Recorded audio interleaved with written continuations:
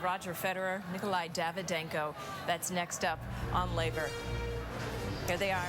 Davydenko, the oldest player left in the men's draw, the big secret out here. He's won 13 straight matches. He's beaten Federer the last 2 times they've played, Darren. Big stat there, Chris. He's beaten Fed the last couple of times to play. He was on a major losing streak against Roger Federer for many, many years. Can he beat this guy in a major event? He's beaten him in a couple of smaller ones. Can he do it at a slam? Look at Roger's fans are ready to go.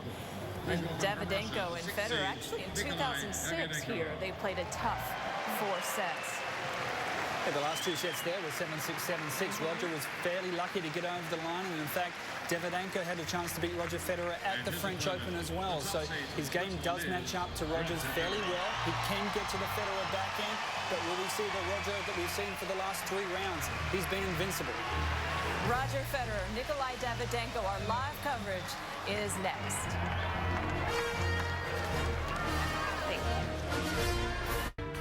I'm happy I can always elevate my game against the better ranked players. Mentally, I'm still strong. I'm very happy where my game's at right now. I don't know if I can win here, but I'm feeling good. I'm in for a good match for sure, but obviously favor my chances. Federer likes his chances, as do most, but Davydenko ready to give him a fight. As we mentioned, Davydenko's beaten him the last 2 times. It's only been in the past 2 months. Davydenko's taken out Federer, both 3-set matches, and that brings us to a point that you don't hear as often with Federer, and that is his fitness, possibly because he always wins, it seems, with such grace and ease. But he's extremely fit mentally, physically, and how does he need to use it today? Well, he's got that 5-set record, which is incredible, of making 22 major semi-finals in a row, and Davydenko knows that. He knows to beat Roger Federer over 5 sets is about an impossible task, although in the last few months he now starts to believe a little more, I'm sure of it. He said there that mentally he's too strong. He needs to forget about that. He needs to put that to the back of his mind, and he has to have that short-term memory. I beat this guy the last 2 times I played him. I can do this. I can do this. That's all he's got to keep telling himself the whole match. And Davydenko is going to make sure this doesn't become a physical battle, because he may not have as much gas in the tank as what Federer does after that bruising match against Verdasco. Now, is there any chance, a little bit of doubt, if Davydenko jumps out on top of Federer, creeps into Federer's mind? I think so, absolutely. You know, but Federer in the rounds before has been very good. If we go back to his match against Lleyton Hewitt, that was some of the best tennis I've seen him play for quite some time. And more to the point, the side that Federer doesn't play well from, the backhand side, or as well from the backhand side, it was unbelievable against Lleyton Hewitt. Look at the angles he's got covered here, and his backhand pass this day was as good as I've ever seen it. Davydenko does need to put a little pressure on the Federer backhand, but if Federer passes like he did in this match, it's going to be really tough for Davydenko. Look at this, on the run, forehand down the line, generating great speed from about 10 feet behind the baseline, and he moves so gracefully, takes Lleyton's time away. Drop the ball short, you're in trouble against Federer. But there we see Lleyton's return, and you expect Davydenko, though, to have a stronger return. Great point, Chris. Yeah. Exactly. He's going to get on to more returns of serve than Lleyton Hewitt does. It's one of his big strengths. Federer gets a lot of free points off that first serve, but Davydenko, even though he's a small guy, he's got these elastic arms, and he gets onto a lot of balls. So I think you'll see him get onto the Federer first serve. He'll get into a lot of points, and Federer won't get those free points off the second serve. It's about what happens on those first shots. As soon as the ball gets in play, if Federer gets a good look at the first shot, Davydenko's in trouble. All right, Darren's headed down courtside. Let's bring in the other part of that team, Chris and Brad. Chris, thank you. Brad, we're excited about this. Federer has been so devastating in the last couple of rounds, but what's different about Davydenko from, say, Lleyton Hewitt and Montañez, Federer's last 2 victims? Well, this is a guy that can hurt him off the backhand, and look for Davydenko to try to get into backhand-to-backhand exchanges. And where he's really hurt Raj in the last couple of matches, he's really taken advantage of the second serve, and he's a welterweight that takes offense. He's a knockout puncher for a little guy. He's got big offense. But he'd been knocked out 12 straight times by Federer in 06 and 07. They met 4 times in majors. Federer took him out until the year-end championships in London that Darren referred to. This is Davydenko's biggest title so far. It was a tight 3-set match, and he was all over the Federer serve. Yeah, and you know, Davydenko he likes the indoors. This was a low bouncing court, so he got a lot of balls in his strike zone. Federer would rally, would win the second set. You think, okay, he's going to put Davydenko away because the Russian has a tendency to get tight in big moments. But no, Nikolai found some belief and some great shot making. Yeah, and he stayed calm under pressure and he kept hitting in shots. And look how fired up he got after the victory. He's been accused of being a little bit vanilla, but he's been dazzling the press here with his comments, drawing lots of big laughs. And we'll talk about this guy's personality. They're both 28 years old. They look a little different in their tennis outfits. I mean, hey, I asked him before when he came up to see us on set the other day, can you iron your clothes the other, just get the iron, get your missus to maybe clean them up a little bit. He goes, I want to be different.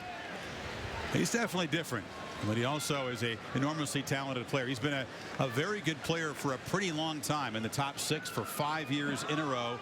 Again, Federer pointing out, as he does elegantly, that the 2 losses to Davydenko, the second being in Doha, a straight set win in the desert night, those were not best of 5, and he's so tough in best of 5, and Federer likes to throw those little jabs out once in a while at opponents. Hey, Chris, 3 weeks ago, I saw the whole match in Doha. And the one in Doha means a lot more because it was on exactly the same surface.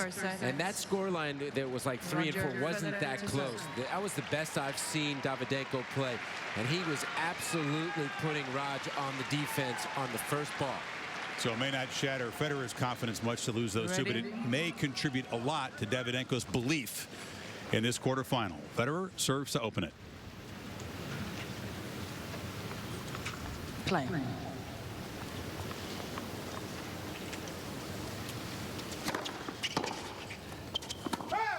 Davydenko, one of the best return games. What makes it so good? Well, you know what? He has the ability to neutralize power, and he can actually blunt the power off and he's devastating on the second serve return. He gets very offensive minded, and he takes good cracks at first serve returns when he's on it.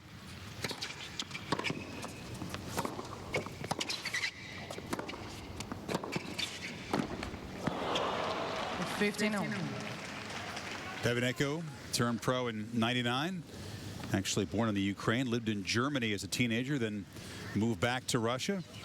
Sparkling hard court record, 29-10. Dominated the part of the year after the U.S. Open when a lot of the tennis world is not paying attention.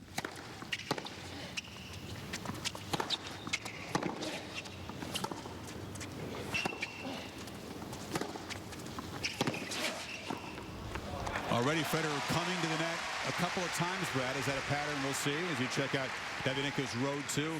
Darren talked about the match against Verdasco. Davy had won the first 11 sets, and then Verdasco gifted him 20 double faults in that match. That was all it was 20? It felt like 40. But you know what? Davydenko has added a lot of stuff to his game. He's added a slice. He's actually coming forward.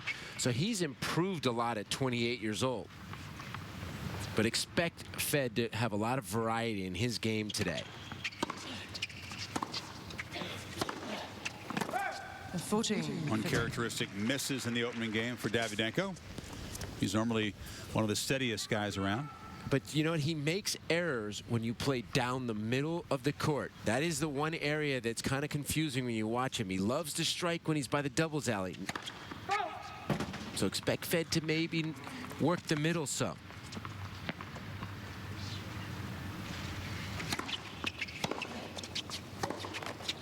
Federer's been serving so well. Didn't face a break point against the Spaniard Montañez, and Leighton Hewitt just terribly frustrated, unable to get in on Federer's service games at all. Yeah, Montañez, that was a nice little shoot around. That was a light workout. Today's a step up.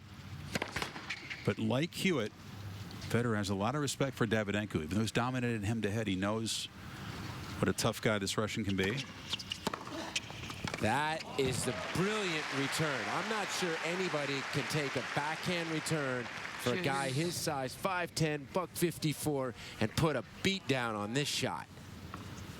That's what Raj is worried about, that second serve return.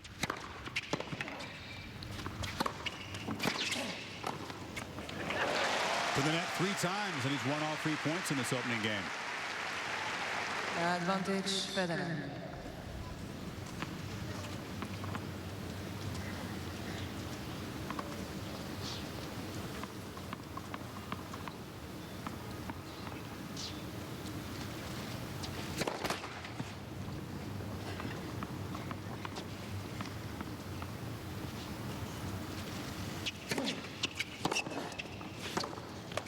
Another strong second serve return as Federer goes to the backhand and pays for it. That's the difference right there between Davydenko and Lleyton Hewitt. Lleyton Hewitt could never be offensive-minded on a backhand return, and that's what Davydenko can do, which will force Fed to maybe take a little miles per hour off his first serve, so not to give him so many looks at the second serve.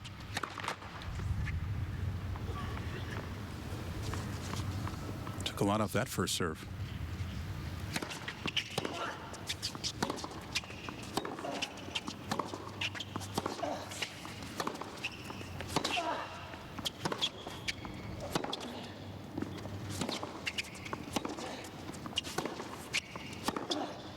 That is a big crack. Give Davydenko rhythm, it can be deadly.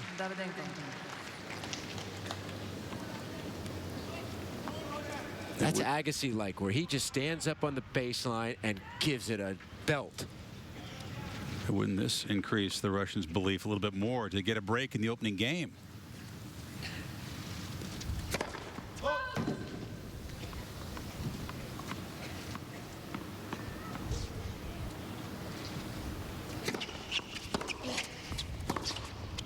Oh, that's a great shot. And a come on in the first game from Raj. See the breeze in Federer's hair, a little breezy on the court. How does that impact this matchup? You know what? I would think that that would help Davydenko a little bit, because normally in the wind, sometimes Raj, struggles with the wind.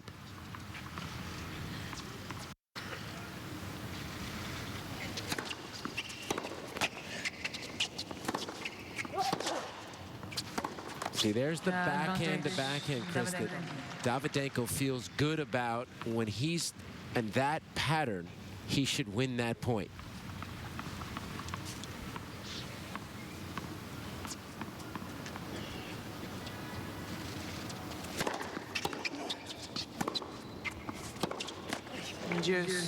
He's got to cash in the break chances, though. When he was unable to beat Federer, Brad, in that 12-match losing streak, he had so many opportunities on the Federer serve and just could not convert time after time. In the 2 wins, he has been very efficient on break chances. 0 for 2 in this game. That was a regulation backhand for Davydenko. That's to miss. Yeah, he may remember that shot. In the match one in Doha, he broke him in the first game of the first set and second set. So that put a statement right out of the gates.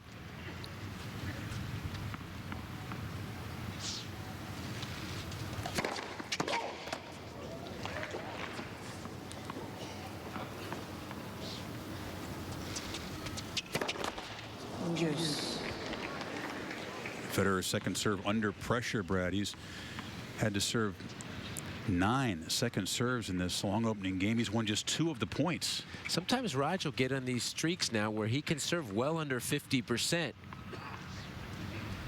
Not a good idea against Davydenko. There's a nice wide one.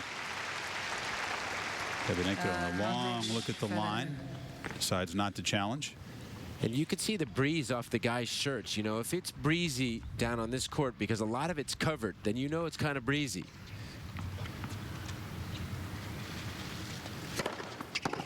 It's very windy outside.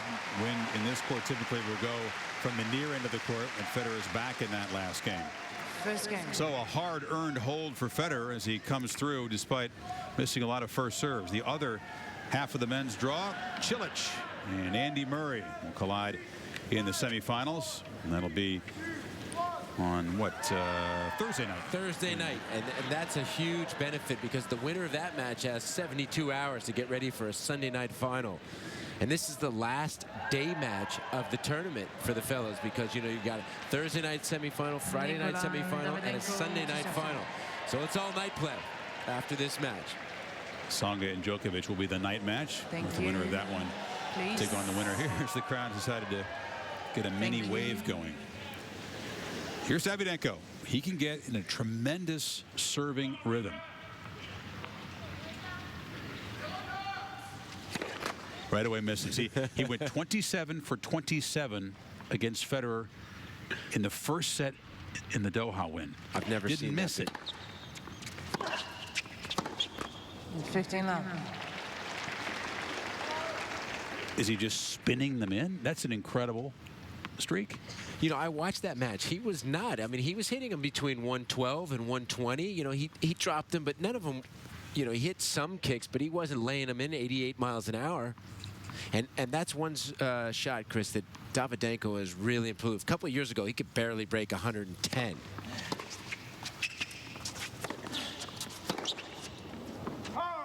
It's 13 love.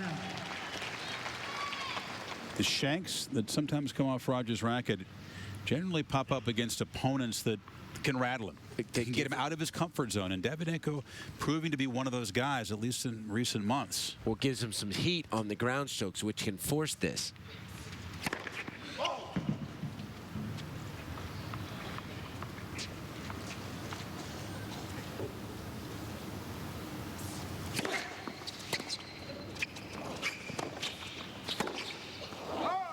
That classic Federer play, drawing an opponent in with the chipped return. Misfires again. You know what I love? That Davydenko busted up to this, and he played that with two hands. He didn't drop to one hand and play like a little lazy slice. He got down to that. That's his brother, Edward Davydenko, in the white Nike hat there. He's been with him his whole career. Yeah, his older brother, really the only coach he's ever had. And he's the only guy I've ever seen him hit with. I mean, they're a two-man team.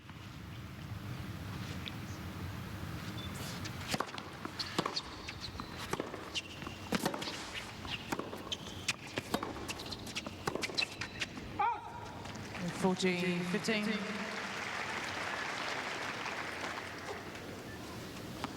And you know what you'll see a lot of, which is very unusual, the littler guy up on the baseline trying to push Fed back. That's what Davydenko likes to do, stand up on the plate and make you move side to side. Look at the guy's build and you think, oh, he's got to be a counter puncher. Not true. No, he throws the wood. He's a knockout puncher at $154.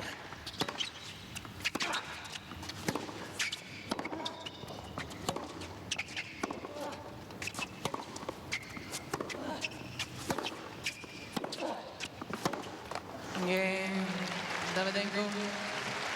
Comfortable hold for the Russian. Talked about the quarterfinal that follows tonight. Novak Djokovic kind of quietly moving through here, the champion from a couple years ago, and the finalist from that year, Joe Willie Tsonga. So it's a rematch of the 08 triumph by Djokovic in 4. Your take on that one, Brad? There's going to be some serious athleticism in that. And I'm kind of leaning towards Tsonga. I mean, he has a gear that I'm not sure hardly any guys can get to. It's just whether or not he can sustain that for a long period of time is another story. But, boy, he played well in that 4th set against Tommy Haas the other night.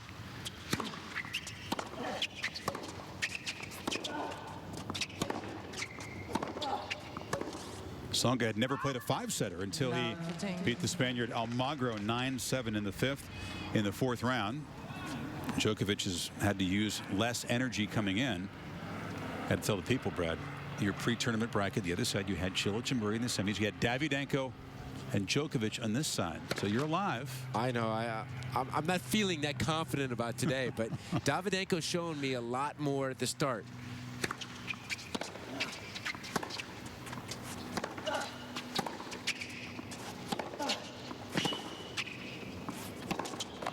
That's great defense from Raj right there. When he was on the stretch, Chris, he put a little bit of air on this shot, kind of surprised Davydenko, and that's a tough ball to try to pull the trigger. Here's Isabella, married Joe Fernandez, and then he got 6th daughter, a regular in Raj's box. Great. Sunscreen on. Yeah, very fashionable glasses. Oh, yeah.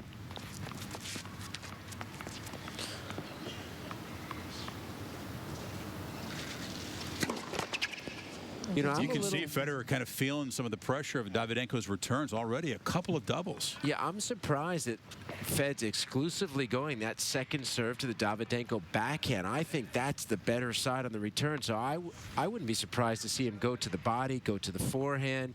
You know, you start laying every second serve into Davydenko's backhand, you're going to have problems.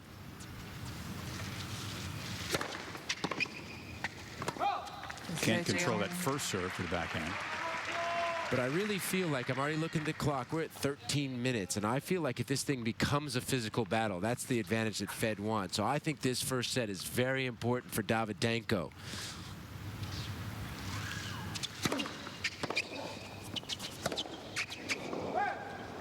Well, Federer likes to point out, Brad, what a brilliant front runner I am. When he wins the first set, he's been almost unbeatable in slams. When he loses the first set, about 500 record, which is surprising. He did lose the first set of the opening round to another Russian, Andreev, with power.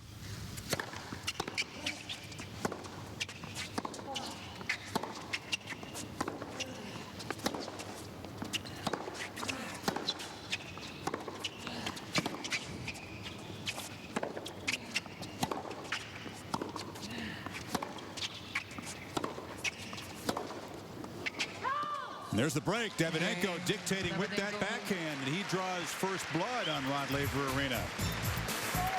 Davydenko leads 2 games to 1.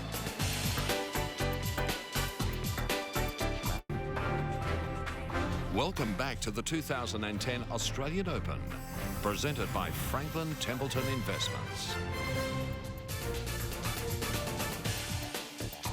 Very positive start for the Russian. Nikolai Davydenko had 2 break chances in Federer's opening service game. Couldn't convert, but has just gotten the break to go up 2-1, Brad, and Federer already 11 errors in the early going. And part of that, Chris, is he's feeling the threat of Nikolai's game, and that's forcing him to press.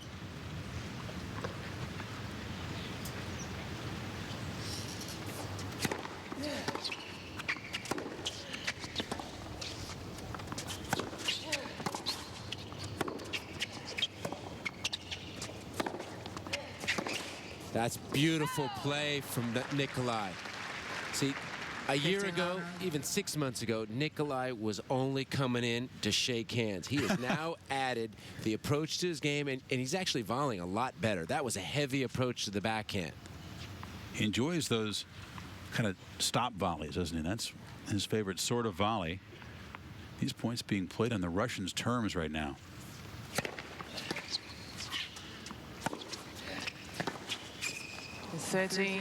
Darren Cahill has made his move from the set to courtside. Good start for Davydenko, Darren. Oh, unbelievable start. And just that little extra weight of shot compared to Lleyton Hewitt's paying Davydenko big dividends here. He's got a little more weight getting into the backhand side, making it a bit tougher for Federer to get set to make that backhand pass. A great start from Davydenko.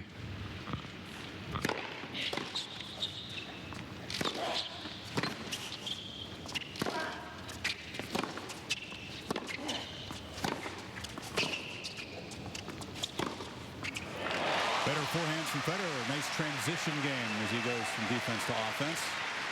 Hey, and Killer, I feel like that's a part of Davydenko's game that, you know, it's just been I have not seen until the last 6 months Nikolai Davydenko come into the net. He's always had the weight of shot, but he's never backed it up by moving forward.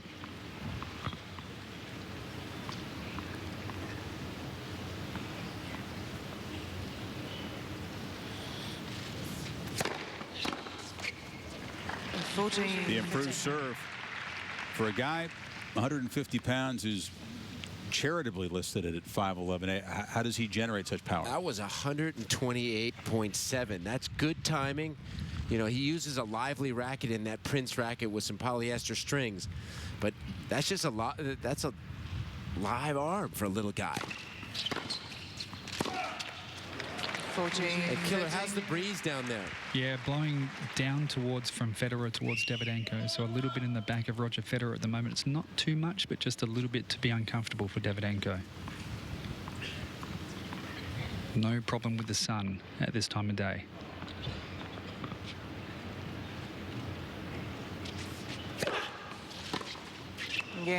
Once again, that serve to the backhand giving Federer trouble.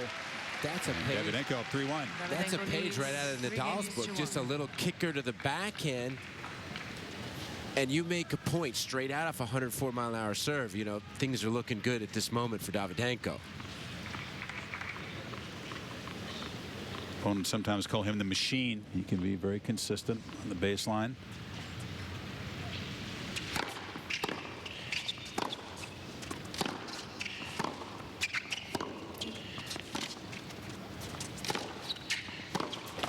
Davydenko considers his quickness along the baseline his best quality. In fact, Del Potro, who got beat by Davydenko after the Russian took out Federer in London, said he's like PlayStation. He's just running back and forth all the time. And when a young guy says you're like PlayStation, that's a huge compliment. Absolutely. And right now, Davydenko is big time getting the better of the court position. He's the one up on the plate pushing Raj back. And Raj is starting to have that look of, I got to do something. Beautiful. You see a terrible miss hit from Federer in that rally. He's not making clean contact very often in these rallies. Once again, it was the aggressive return, drew a short reply, and Raj is not ready to see Nikolai come in, and he just attacks. I love that play from Davydenko. Challenge from Federer. On the right center service line, the ball was called out.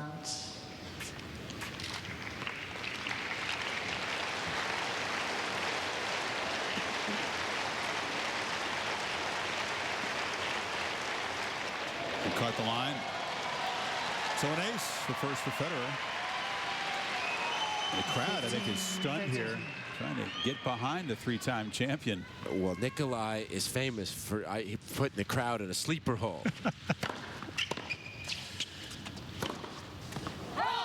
So he's got Federer unsettled, Darren.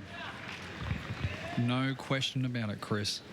And a lot of those first serves are coming back. Roger, when he starts to make that first serve, is very used to getting his free points. He's not getting any. Look at that return. And that's the kind of serve that's going to give a lot of opponents trouble. Davydenko just gets right into it. He's up 2 breaks in a stunning opening set.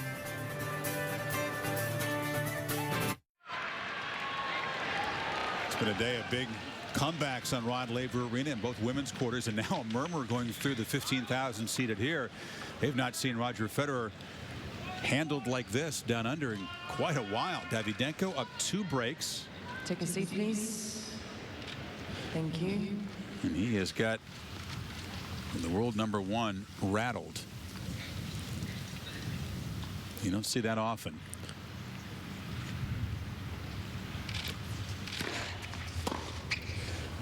And he's missing by a mile there. And I think the wind a little bit is playing into it, and the power of Davydenko, the court position, and this is just a beautiful start for Davydenko. He's got to be just loving it inside what's going on.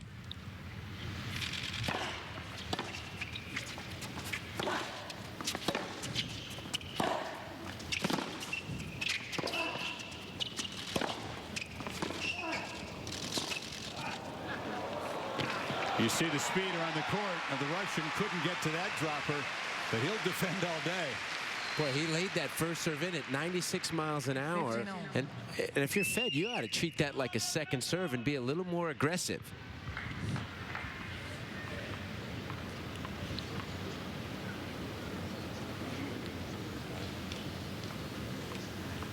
Welcome those of you watching on SportsCenter. A very surprising start to this men's quarterfinal match. World #1 Roger Federer has been sailing through the draw in trouble in this opening set against the Russian Nikolai Davydenko, a man who's beaten him in their last 2 meetings, but those were not at majors. And Davydenko up 2 breaks of serve, 4-1 in this opening set. One of the few mistakes he's made so far, Brad Gilbert. Yeah, and it's clearly a case of the smaller man, Nikolai Davydenko, just taking it to Roger Federer and really breaking down his backhand. Davydenko filled with confidence and belief at the moment. Federer filled with errors, 14 of them, but a long way to go. It's best of 5 sets, and Davydenko has never taken out Federer in a best of 5 match. So no doubt some plot twists and turns. ESPN2 has live coverage of this match. We'll turn those of you watching SportsCenter back to Neil.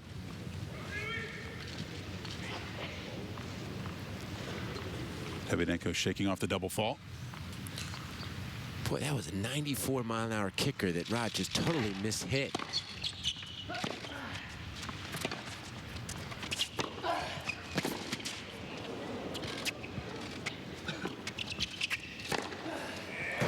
He does so well on that short ball. He gets up and buggy whips the forehand into the corner. Brad, he's completely playing the breeze down here, though. The breeze has picked up a little bit in the last few minutes. So Davydenko from this end is pretty content to kick that serve in and get it high to the Federer backhand and see if he can control the point with the first shot. Plan's working, Darren.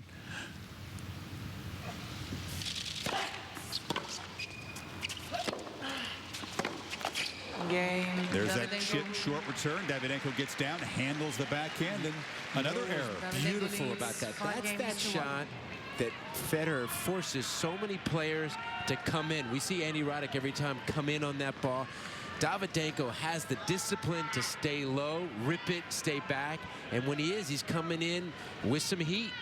That shot has not bothered him, that little short cutter, not once this evening so far.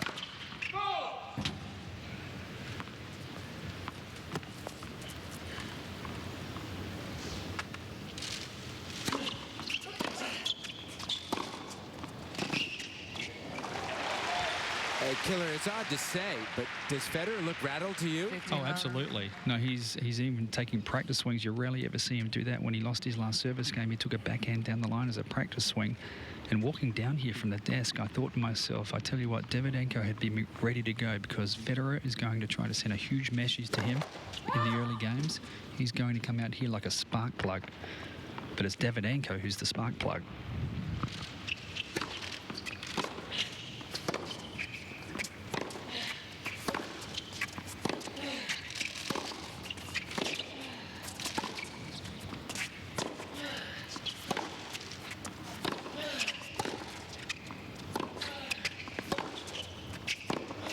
It's so smart.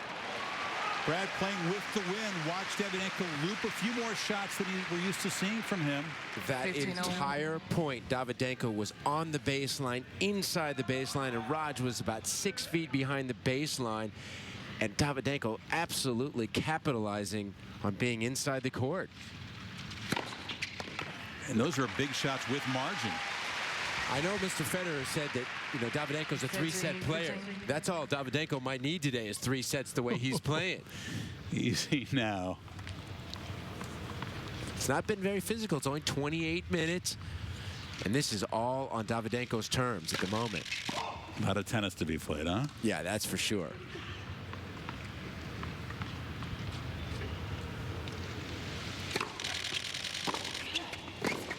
Look at that return.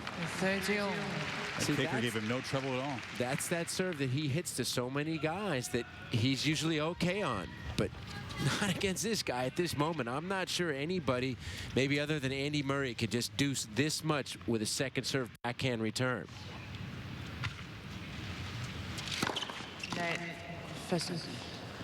Every game this set, Chris, that Fed has served, he's been under the gun.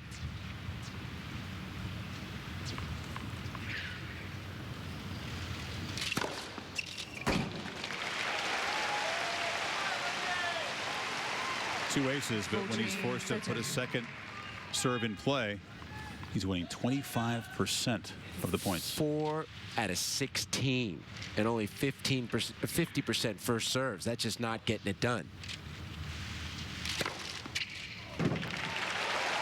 Finding a little bit of rhythm, but Federer just kind of shucks the ball, walks slowly to the chair. Davydenko is challenging the call on the left service line. Oh, Fed is already sitting down. Yeah, he's taking to the chair. He won't be happy if this is a fault. He shook his head. I know it's good. He's talking to the umpire as well. So Federer able to hold. Davydenko will serve for this first set up a couple of breaks when we come back. Hi, I'm John Scherer, CEO and founder of Video Professor. Most jobs today require computer skills. I want to give you that edge so that you have the skills that you need to compete. Learn Vista, Excel, PowerPoint, even eBay. Over 60 lessons to choose from, and I'll send you any one of your choice absolutely free. Don't take chances with your career. Let me help you take control. You have nothing to lose. Try my product. Call 1-800-951-8090. That's 1-800-951-8090. Well, what does a win in Qatar have to do with the Grand Slam? Brad, it's a similar strategy for Davydenko as we check out the rally hitting points of that match compared to today. It's exactly the same court. And you know what? Davydenko is robbing Fed of time. He needs time, and then you see where he's inside that court. And when he's inside that court with the way he's hitting the ball, it kind of reminds me of when Roger was young, when Andre beat him like 3 times. He did the same thing to him. He robbed him of time.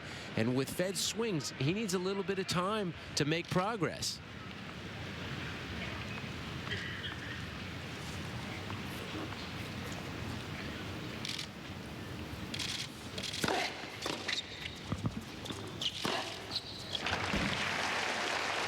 The one thing that Roger did against Andre, certainly later in Andre's career, is that he obviously got a lot better, but he used the angles a lot more against Andre, then exposed Andre's movement slightly. But Davydenko is a better mover than Andre. Good point. He's a better mover than almost everybody.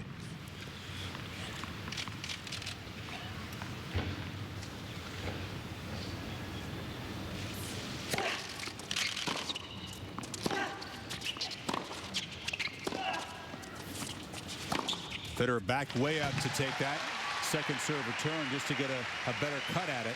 I was going to say that's the first time that Roger's made an adjustment. He usually doesn't alter his return stance that much, but seeing how the points have been going, that's the first adjustment Roger made. Standing very close to the baseline on the first serve. He made the move late too, Brad. It was almost in the ball toss before he backed up. Let's see if he does it this time. No, he's moving closer to the baseline on this second serve. Now he backs up.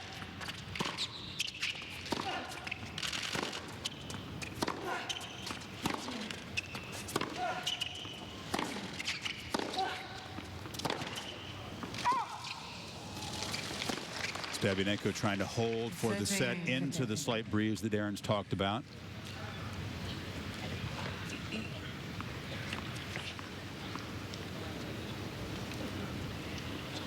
Davydenko numbers off the serve are tremendous. He's been controlling his first serve points.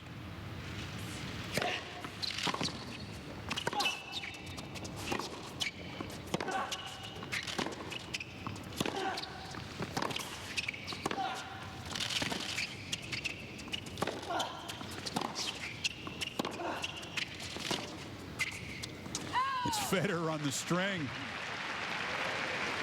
I tell you what, that's an uncomfortable point for Fed the entire time he was behind.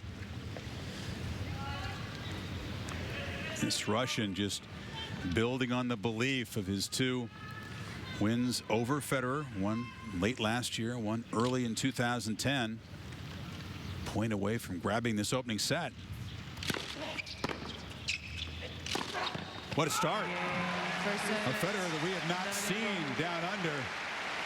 And Nikolai Davydenko could not have scripted a better first set in this quarterfinal. You kind of aim for to be always in the semifinals of a slam. I've been so successful and so consistent in Grand Slam play. You know, I definitely amaze myself because consistency is used to be a weakness of mine. I'm showing really what consistency is all about. Victories don't come easy. What I've achieved, nobody can take away from me.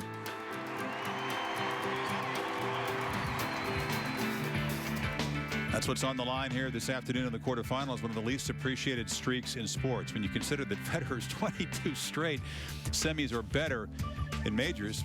By the way, he's made 17 of the last 18 finals, more than double what Ivan Lendl had, and he was a guy that you appreciated. The 17 of 18 and the 22 straight are just Herculean. I mean, those are just unbelievable stuff.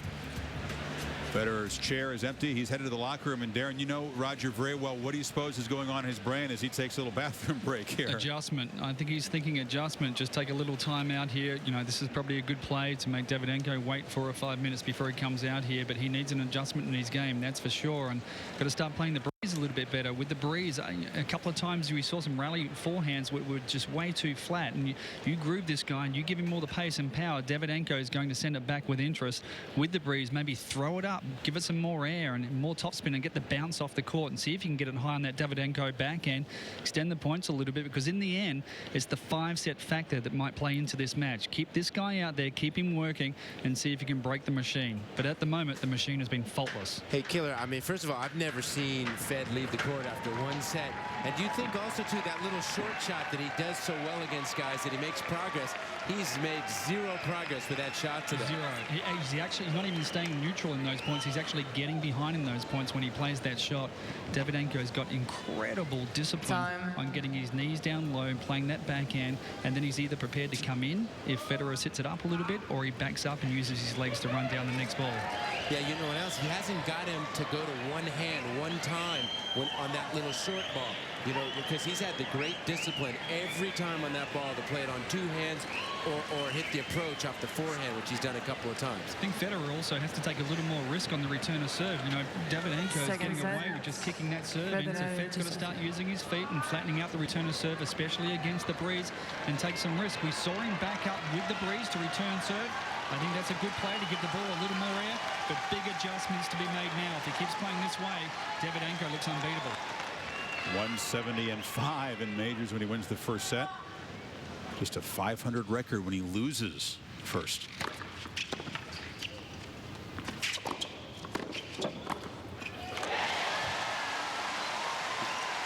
That 52% in that first set on the first serve is not good enough. He's going to have to be in the high 60s, or he's going to have to get some ace. He needs free points.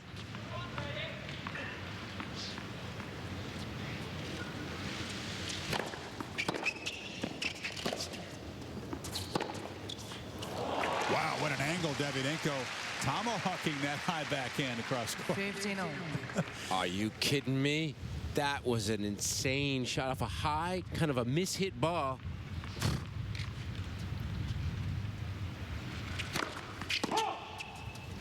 Maybe not the cleanest of hits for Davydenko either, but he found the angle.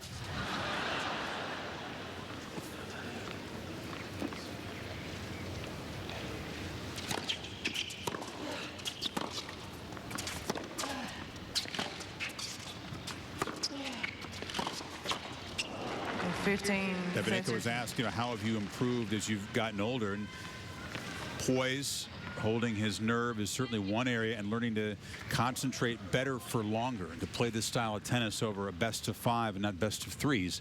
Again, never made the semifinals at a major. Or the finals, I should say. Been to the semis regularly 4 times, but never been able to get to the ultimate match at a Grand Slam.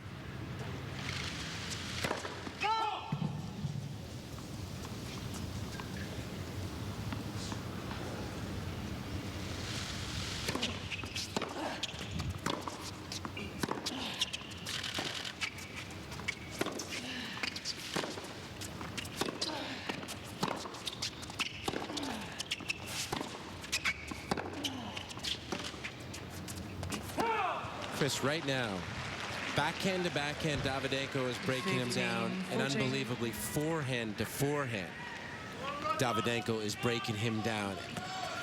And that's a really look of concern on Raj's face right now. And at 25% points won on the second serve, it's going to be a trunk slammer if you don't get it together.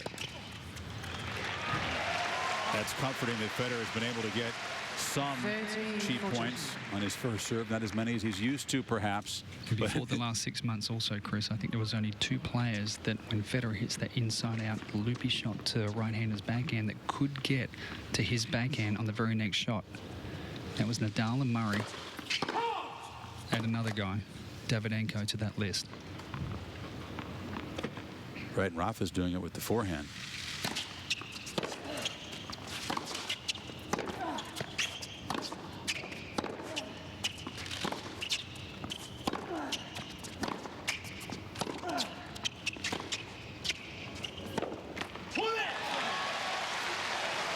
Huge point. That's one of the first times that he got a little progress with a little chipper. Real frustration from Davydenko. It was for early break to keep the momentum going. You know, in every service game, Roger has faced a break point.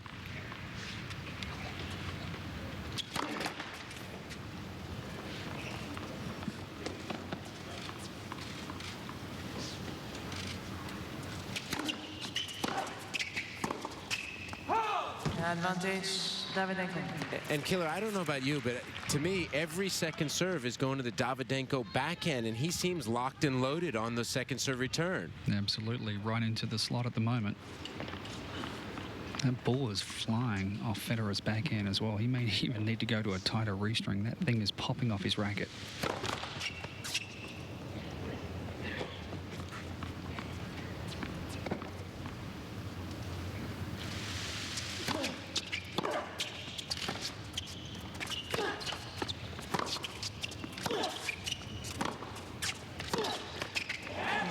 Two break chances slipping away on errors in this game by Davidenko.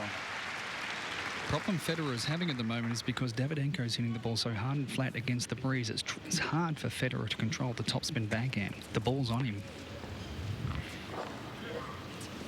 Boy, those are a couple of, I would say, gifts from Davydenko right there.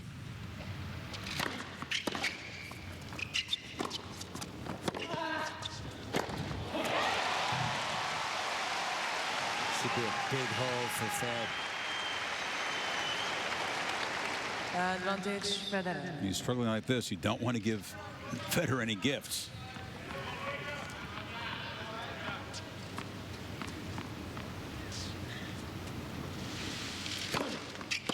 I think more than anything, Chris, I think the crowd is shocked. Nobody knows how to respond to this. There's not a lot of people rooting for Davydenko.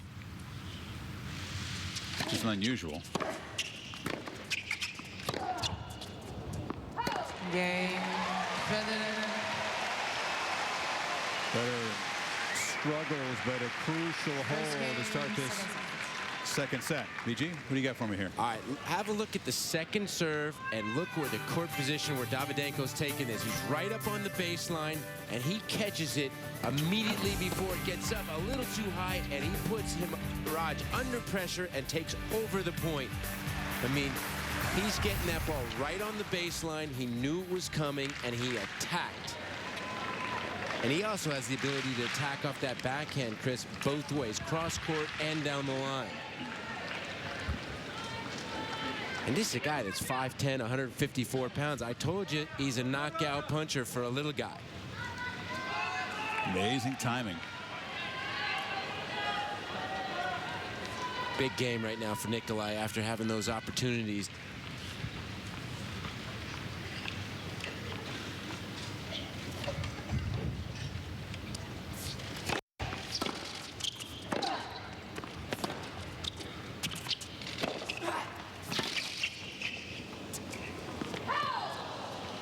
Again, Davydenko handling that short ball to the backhand with ease and creating an angle. This crowd to, like, get behind him, you know, try to rattle Davydenko, you know, become a factor of some sort.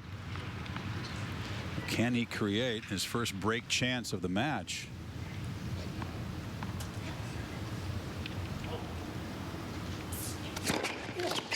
Oh, nope. 14, 13. 127-4. Some gas for the little man. Caught Federer off guard because Davydenko's been kind of kicking that serve in. It's a little bit of like Andy Murray, you know, where he works a slow one and then the next thing you know, he juices it up. Fastball looks better, doesn't it?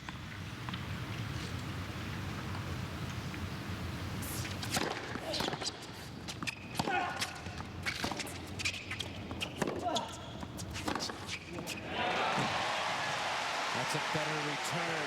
That was a pretty good serve that he neutralized and then got on the offense. Juice.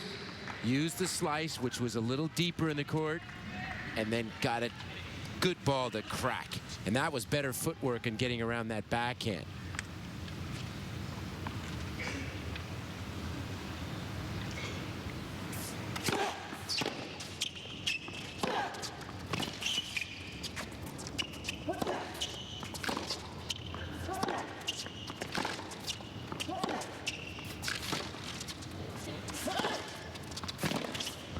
Relentless. That is an awesome point.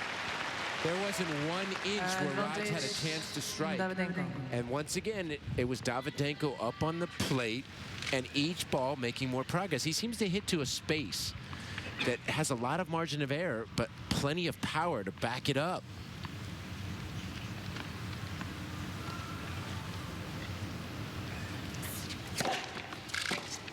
Game. Davidenko. Still hasn't faced a break point. 3-1 in the second. Needs 3 games to 1. Talked about the Tsonga Djokovic quarterfinal match. There's the big Frenchman warming up. You said, Brad, when he goes into that zone, when he's thumping shots and hitting big serves, very few, if any, guys can really follow him there if he can sustain it. How do you rate his chances against Djokovic? So you picked Djokovic before the tournament, but now you're waffling. I mean, if that's a football game, that's a pick-em, and I'm slightly leaning towards Tsonga. Another aggressive, deep return. Here. Is it slipping away quickly from him, Darren? Certainly feels it. I mean, it seems like Killer, every service game he's down, love 15, love 30, 30. He's just not getting ahead on his service games.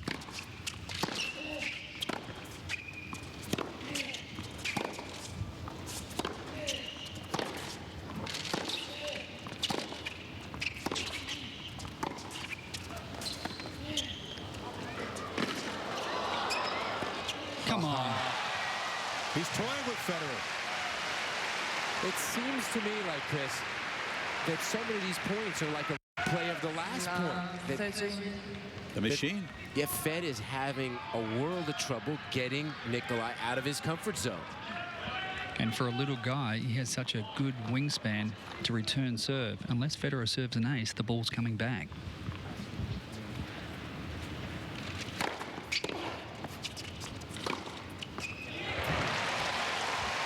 I mean, as awesome, Chris, as Fed looked the other night against Hewitt, Hewitt gave him all the opportunity to take the offense whenever he wants. This is not the case with the same kind of a size guy.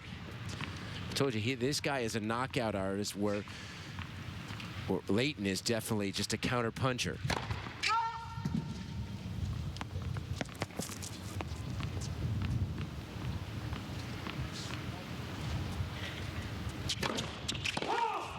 Oh, boy. Add 3 doubles to the list of Fed's miseries so far as Mirka shocked. And now Davydenko, a couple of chances to grab a 2-break lead. Already up a set.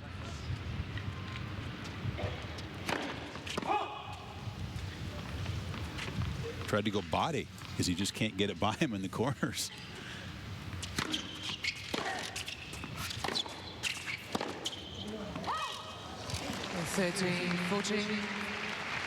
Roger's going to have to turn this match around with his forehand and his feet. There's no question about it. His backhand's not going to get it done against Davydenko, and Davydenko moves way too well. So cut out all the unforced errors off the backhand and beat this guy with your forehand.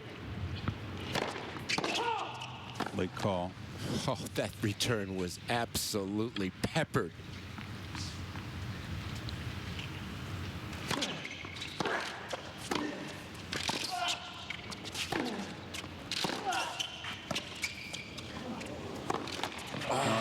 Hit dropping short, and a couple of little gifts from Davydenko. Takes a deep breath, had a chance to go up 2 breaks. You saw him make that motion that he should have busted up a little bit sooner on that. He was a little casual running up to that. That could be an expensive miss.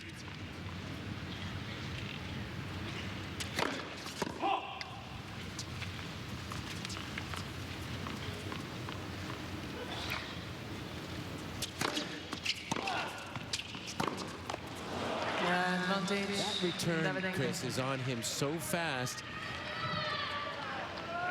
He doesn't know what to do. He's got to make first serves, or he's got to put a little more on his second serve. But they're all still going to the backhand.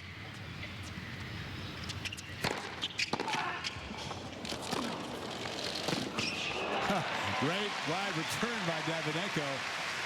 And he got to the reply.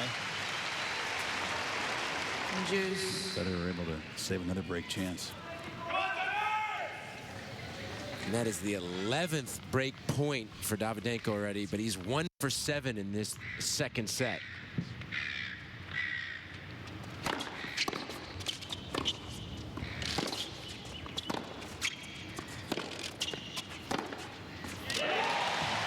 The best backhand he's hit in the match. Incredibly, Brad. Federer has still lost more points in his service games than he's won. Yeah, it's incredible. Look at the serve direction, you know, but wherever he seems to be going, it's like Davydenko has the playbook. I'd like to see maybe a few more dots in the body. There's a dot in the box that Davydenko can't get back. Will he regret not being able to cash in those 2 break chances? Still up a break, though, in the second. Welcome back to the 2010 Australian Open, presented by Franklin Templeton Investments. This would make major world news in the tennis world here. Roger Federer down a set, down a break to Davydenko, able to survive that last service game. Davydenko had 3 chances to go up 2 breaks, but Federer has just been unable to kind of build any momentum in this match. Hasn't had a sniff yet on Davydenko's service games. No break points.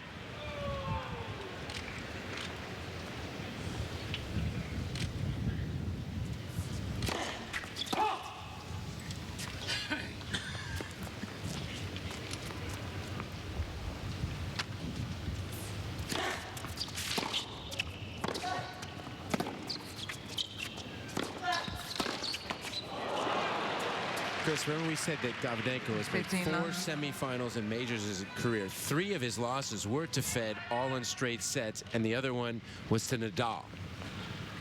But this is not the same guy from 2006 and 7. We're seeing a souped-up 28-year-old that he's added so much to his game.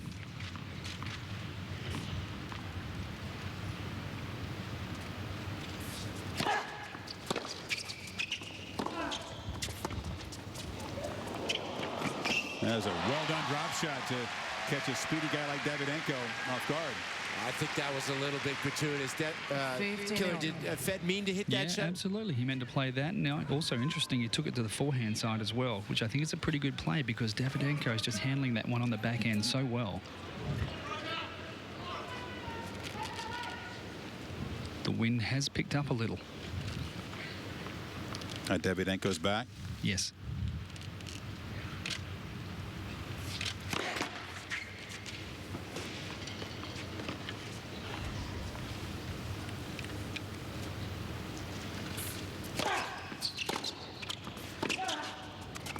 That's a much better return. I tell you, that last game, Chris, could really be starting to creep into his head. That was a chance to just blow this match open. And this could be one of those situations where the match is just having a different complexion in a 7-minute span. A little short backhand that he had that he ran through.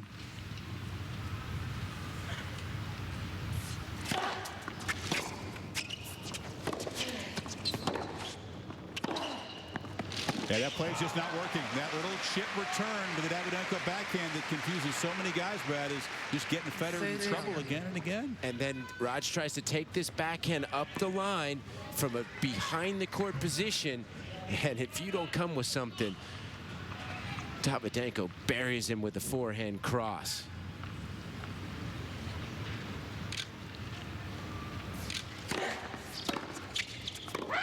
Was good. That looked good. It was good and overruled. That's a bad break for Federer because Davydenko wasn't going to handle that deep return right at him.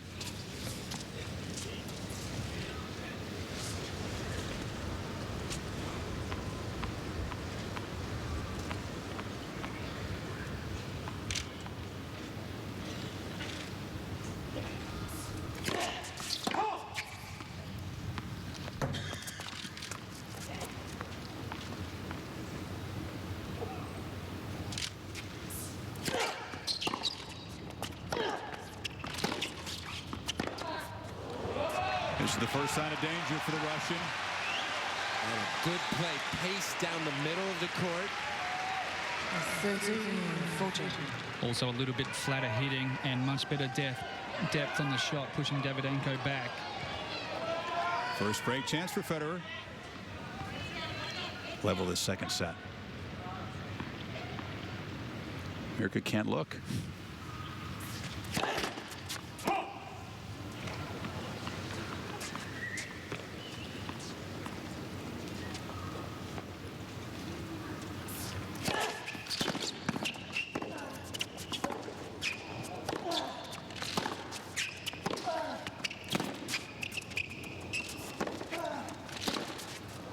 What a point.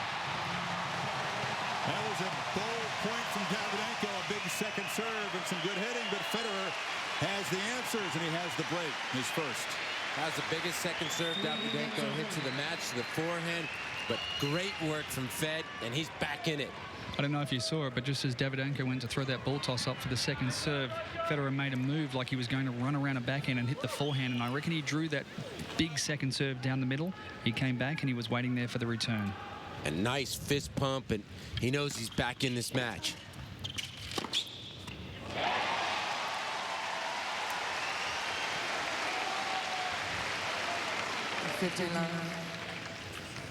Here's what Darren was just talking about. Federer making the move as the ball is tossed. And he takes that ball early inside the baseline and with the extendo reach.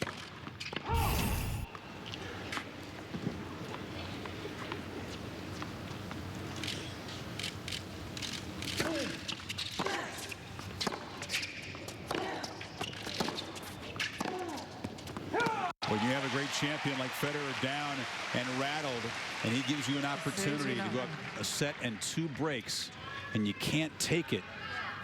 Davydenko is an experienced enough guy to know that it can be costly, and it's the first time that he's had a lead like this on his serve, and this match has had a huge change in the last few minutes.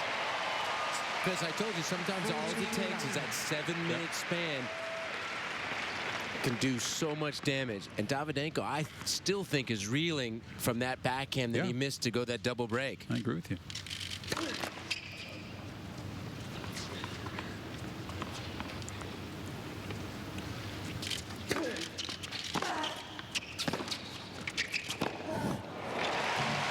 That's the kind of play that won in the first set. 14-15. Good backhand return and nice swinging forehand volley in the air.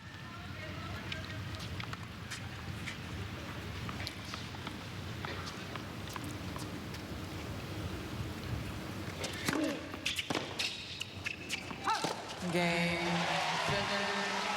Federer in front now, 4-3 as the Rod Laver crowd comes to life. Federer leads 4 games to 3. Well, Roger Federer looks like he's recovered from a very, very shaky start, which had a lot to do with the play of Davydenko. Gets the break back. Holds for 4-3, and now we'll see how Davydenko responds, Brad. Now maybe Roger, the crowd is chanting, as so many times in his career. Big crowds cheering for the other guy. That's what Davydenko seems to live with when he travels around everywhere but Russia. Federer taking some extra time on his changeover, finally changing rackets and making his way out. Yeah, one more game before the new balls come out.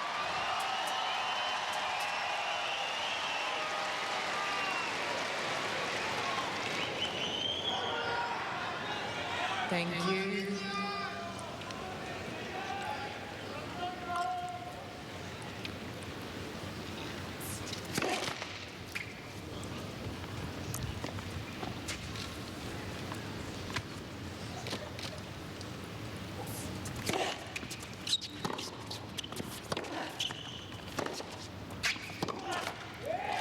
This is the first time we're seeing a few errors.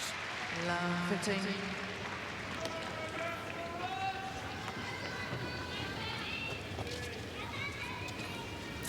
Welcome those of you watching on SportsCenter. Roger Federer, just in the last 5 minutes or so, has turned around this quarterfinal match against Nikolai Davydenko. The Russian playing brilliantly, winning the first set 6-2. He built a 3-1 lead in the second set, had 3 opportunities to go up 2 breaks on Federer. Couldn't seize them. And Federer has reeled off 3 straight games, trying to make it to the semifinals of a major for the 23rd straight time. You know, suddenly it's the Russian Brad is a little rattled. Yeah, Davydenko had him down, and he let him off the canvas, and Fed is taking advantage of this situation.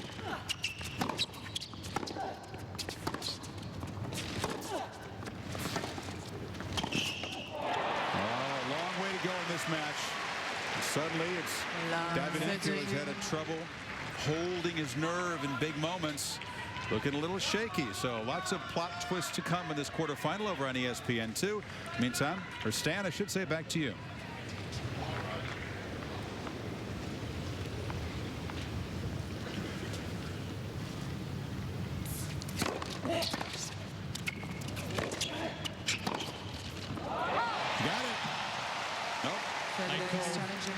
He thought he got it. He'll challenge the call. It was called wide. The ball was called out.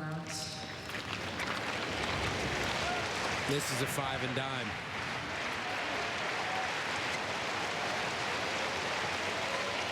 Yep. They caught the outside of the line.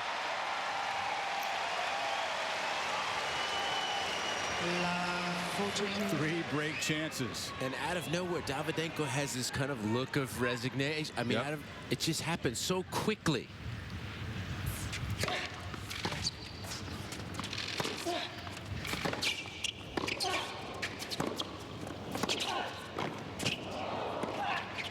Got him.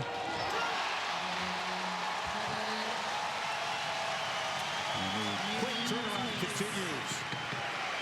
Federer 4 straight games, and now will serve to level this set. And then it's Davydenko's turn to be ruffled and rattled down there. Rattled is a very good word, Chris. Just the shot selection has gone out the window temporarily here for Davydenko, and even that love 30 point, no way should have come in on the backhand down the line. It left the court completely open for Federer to hit that forehand winner cross court. Chris, for an hour and 6 minutes, we watched Davydenko absolutely routing Mr. Federer, and in 7 minutes, you've just seen this thing come apart. I'm stunned that this quick, you know, just from that one miss on the backhand.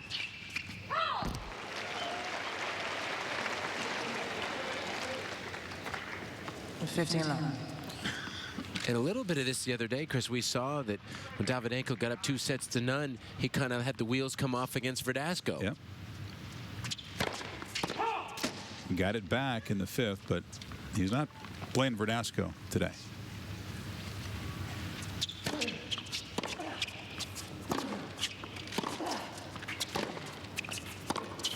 I mean, in that matchup, Davydenko really felt like he was the much stronger player mentally than the Spaniard, and you can't say that in this match, not based on their history. I mean, Federer will feel a lot more confident in the big moments of this match if it gets tight late. And no more are we seeing those points where it's Davydenko moving Fed, you know, to 5 corners. All of a sudden, Federer can't lose a point. Also looks like Davydenko doesn't know where the serve's going all of a sudden. Spent the first set and a half knowing exactly where Federer was serving.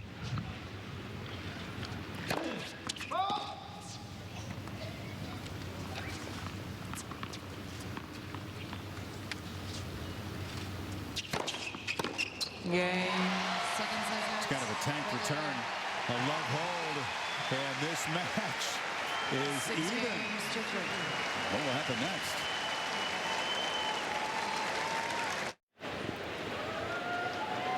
Just 2 radically different stories here. The first 12 games of the match, Davydenko up 6-2, 3-1. Federer was serving, a chance to get a stranglehold on that second set. The first set, just brilliant stuff from the Russian. He was all over Federer's serve. Aggressive returning, and court position was just dominant for Davydenko. Fed had no chance. Federer broken twice in the opening set. Every service game was a struggle, and the forehand closed it out. In the second set, more of the same. He led 3-1. And it was, again, the explosive play from Davydenko. It just seemed like Fed had no answers. Darren said it would have to be 1 for Federer with his forehand and his feet. That winner establishing some rhythm. And then Federer, after surviving that 3-1 game, and Davydenko gave him a chance, breaking right back.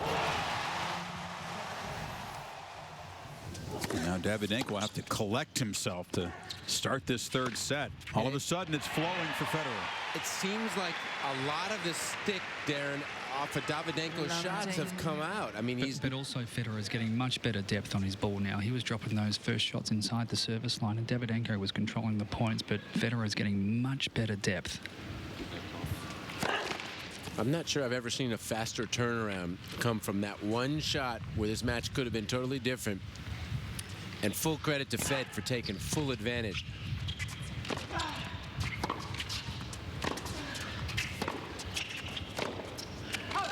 Well, you've seen plenty of turnarounds in his matches. There's the Roddick missed backhand volley at Wimbledon that many believe, and he built a 2-set lead.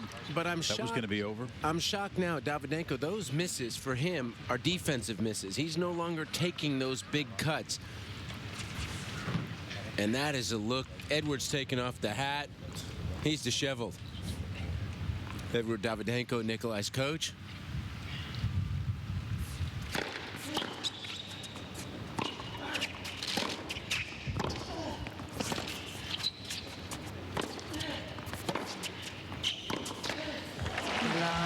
Remember I said it was going too fast, you know, when Fed was losing? This is the same kind of thing that Nikolai is just absolutely panicking and rushing, and his shot selection is completely gone out the window. If you were his older brother, Edward, we saw there, what would you tell him? First of all, I'd like to get a 20. Well, you can't get a 20. Let's go back to pounding the ground strokes, backhand to backhand, work the point.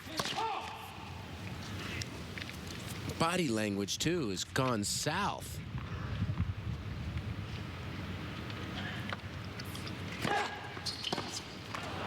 Talked about belief so much, Brad, those 12 straight losses to Federer, turning it around, and you say now he has so much belief. I mean, this will test that belief, won't it? There's a lot of doubt that's creeped in the last, 5 games.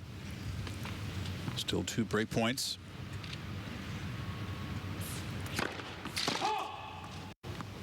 That's a clean hit. Raj is starting to get, even though that serve was on the baseline, Raj picked that up.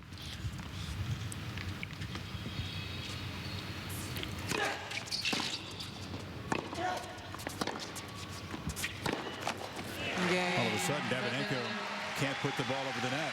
See, when I was coaching Andy Murray, I felt like this was the strategy against Davydenko down the middle.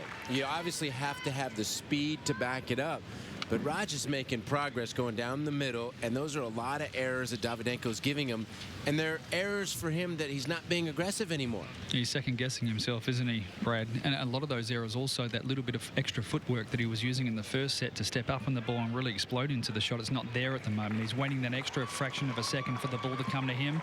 Then he's reaching for a lot of those groundies and pulling them into the net. Just amazing to watch Federer, too, when he does face a guy who can rattle him, take him out of the comfort zone. Nadal's done it. How the shanks happen, pile up quickly, and then once he gets comfortable, once he feels confident, clean hitting.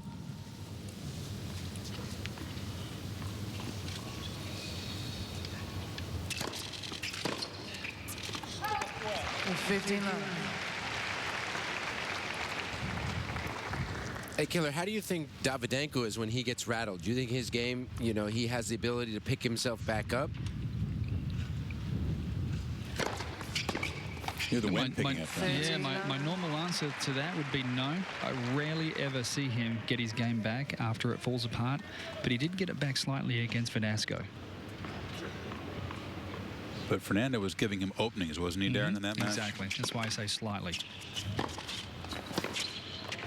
I mean, the first 5 or 6 times, Chris, he served. Every time he was serving, he was under the gun, Federer. And now he's rolling. I mean, he's been putting together points here in bunches. Sure has.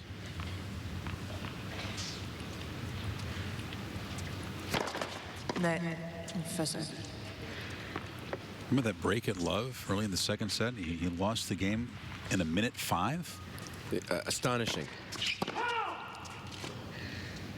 As equally as amazed as I am that Davydenko sprinted out to this lead, I'm even more blown away what's happened here to him since then.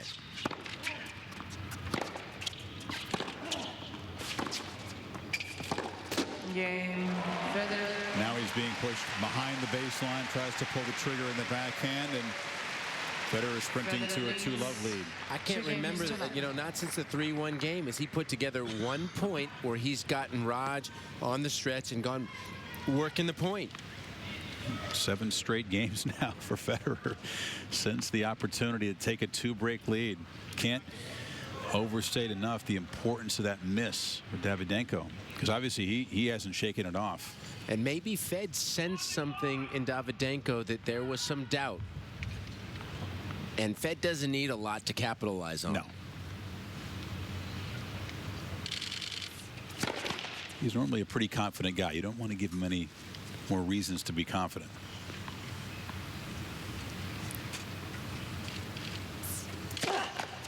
Oh, wow. Davydenko has completely vanished out there. Look, I'm just searching for things down here. Maybe also the court's now completely covered in shade, and as soon as the sun drops, the temperature drops about 15 degrees in here, and maybe it slowed things up a little bit. Everything was going so fast at the start.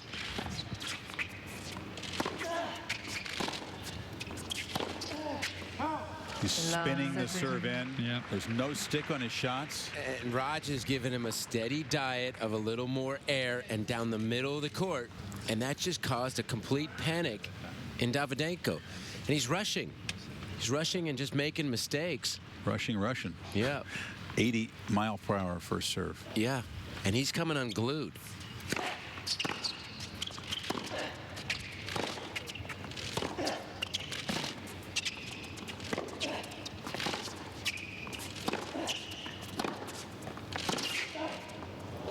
That finds a target. That's the first time. That was what he was doing in the first set. And Chris, since that easy backhand that he missed to go the double break, it's 31 points to Fed, 7 for Davydenko. Wow. That's serious scoreboard. I mean, I don't think it's taken less than 16, 17 minutes either.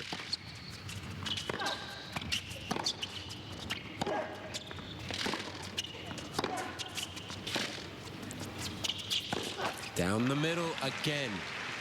But that's a shot he was dealing with easily in the first set, Brad. But he was flowing with confidence, and as he's lost his confidence a little bit, that, a little bit. Yeah, a lot. But usually when you start feeling pressure, some of the things you don't do as well, they come unglued. I get it. And there is no clear thinking in the head of Nikolai Davydenko at the moment. There's a lot of fog he's driving through. 2 chances for a 3-love lead. Wow. Federer. He was a world #1 beater for a set and a half. He looks like number 1,000 in the world since then. 3 games to none.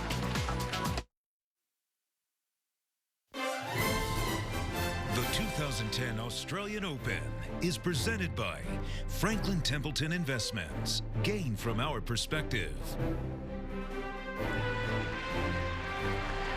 What a crazy day in Melbourne. You talk about a day for comebacks on this court. And it was Venus Williams in total command of her quarterfinal. 6-4, 4-0 down. I mean, I'm ready. I'm thinking. That was Serena. Serena came back, but first of all, Venus was way up and she lost it. Serena was way down and she came back. And Federer rattled down a set in a break, almost 2 breaks in this match, and all of a sudden Davydenko cannot put a ball in play, Darren. And he's early on everything. I'm telling you, Chris, the conditions, there's 2 different types of playing conditions at the moment. When the sun was out, it was fast and the ball was moving through the air. Temperature has dropped 15 degrees on the court surface, and things are much slower.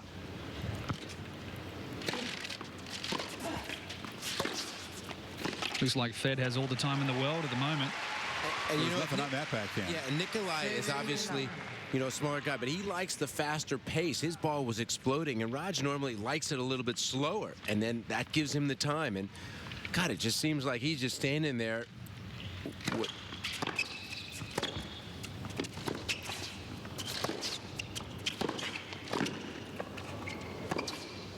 Missed it. You guys know that the conditions can change, but is it possible that just tension in his body is taken away? Yeah, tension is, I think tension in his brain and the body. I mean, because this is inexplicable. The guy could go from playing so well to having 1 shot and then the next game, he just wasn't the same player.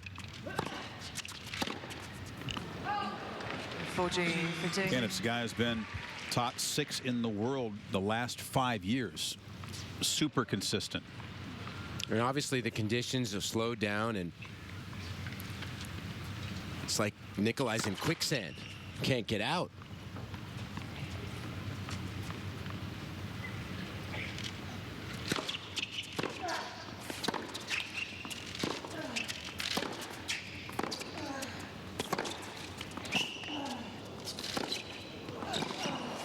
Oh, Federer's on fire now.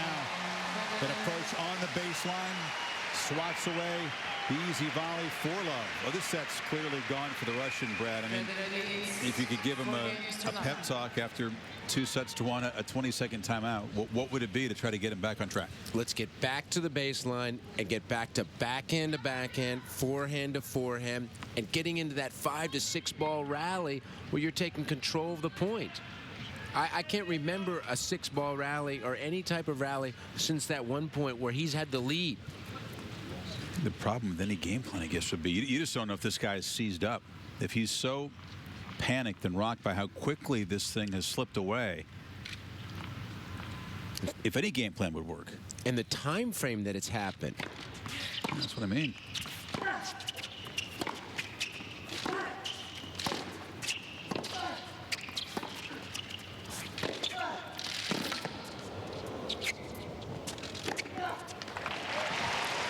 And also Fed waited, you know, until he was in a world of trouble to start working that ball down the middle. And that seemed to cause the Nikolai Davydenko game to go away. Serving has picked up a lot, too.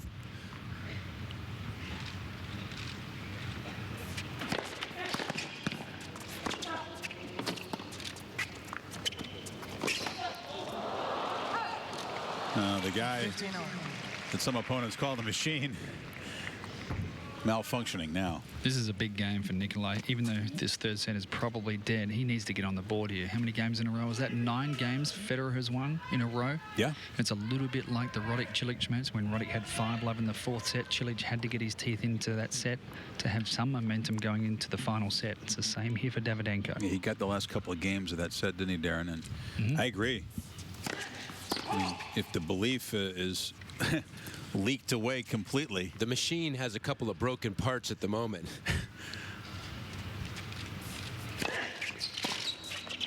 13-15. You know, it's amazing. He hasn't gotten that annoyed, or, you know, he hasn't screamed or hasn't thrown his racket. You know, maybe just something to shake him up. Well, you know, you've been in his position, no doubt, a few times, and your Lendl's rocking you. I mean, what can you do? Hope he starts missing? Yeah. I mean, you know what? Maybe start being a little steadier. Get in a couple of rallies. Like, but all of those balls are holding up. He's early on all of those shots, and in the first set, those balls were coming through to him much, much quicker. I'm telling you, I was in a full sweat down here for the first hour of the match. I have my jacket on now. Conditions have dropped 15 degrees. But, Killer, it looks like, too, Davydenko's footwork is broken down. Exactly. Comes from tension, right? Yeah. A lot of it. And we thought if this match wore on deep that the effects of that match with Verdasco, which is about 4 hours long and very tough mentally, might come into play here. But we've only been playing an hour and a half. And once again, 3 balls in a row down the middle of the court causes the footwork of Davydenko to break down. That's the discipline of not moving your feet and giving yourself enough space to hit a good shot. His brother puzzled.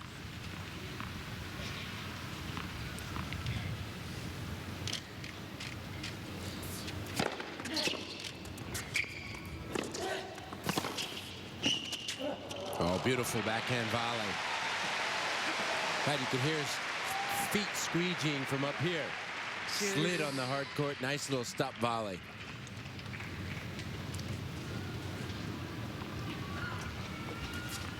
So Edward in the coaching box there, Davidenko's wife says that, or he says that his wife sits next to Edward so much and hears him break down the matches that now she thinks she can coach him. She comes with advice.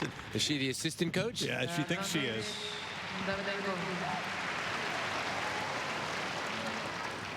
Davidenko's made plenty of jokes in the press conferences here. He's had the reporters laughing when talking about his wife spending his money. He makes enough. What did he make? $3.6 million in prize money last year? He's doing okay. Not for her liking. I think he made 1.75 in one tournament. Yeah, in London, huh? Oh, no. Game point to get on the board. He hasn't won a game in 25 minutes. And that. 25 minutes. This is where you go to, like, you start stalling a little bit. You got to slow down. It's going too quick. It was great when you were winning, but not when you're getting buried.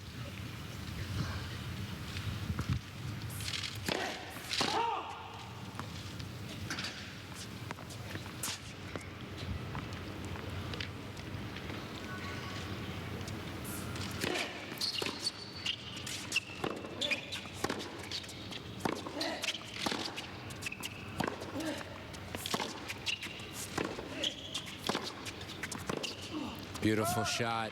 Down the middle. Now we've seen, both Serena Williams and Federer now have got the best Australian Open records among active women and men find ways back. It was Serena down a set in 4-love, and she raised her level about 6 levels. I mean, I thought 6-4, 4-0. I mean, there was no chance.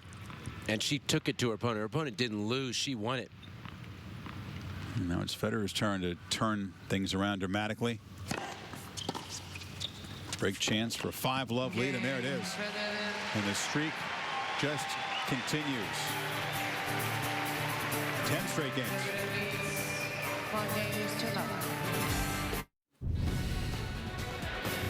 Our Lexus Innovative Thinking takes you back to the Serena Williams-Azarenka match. This is 1-all in the third set after Serena had stormed back from 4-love down. Look at the aggressive returning, Brad. I mean, she just went from second to fifth gear at 4-0 down, and I've never seen her crack the ball so hard. She seemed to be a little bit hampered by her movement, so she just elevated her shots, and especially on the return game. And Serena able to overpower Azarenka in the third set to book a spot in the semifinals. Venus Williams seemed to be in command. She was 2 points away from closing out Li Na 5-3 in the second set. It all slipped away, and the errors piled up. Chris, you come to the park every day, and then sometimes you see something you've never seen. We've had 3 matches in a row with the strangest twist. I mean, Venus is just absolutely controlling her opponent and lets her off the canvas. Then Serena down 6-4, 4-0, comes back, and then now this thing was 6-2, 3-1, break points for double break, and the guy hasn't won a game since. Davydenko won a total of 7 points in the third set. And the first serve and the power of it has just completely gone away.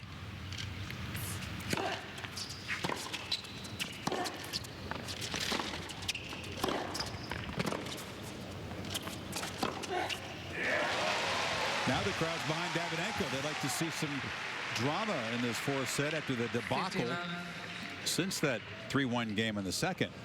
Broken 5 times, 29 errors. I mean, Federer certainly upped his play, and Darren's talked about the conditions, but Davydenko donations have been a big part of the story too. Yeah, and it's not like, I mean, Fed changed his game a little bit, but it's been the steady diet too of down the middle that's really caused an ungluing of Davydenko's game.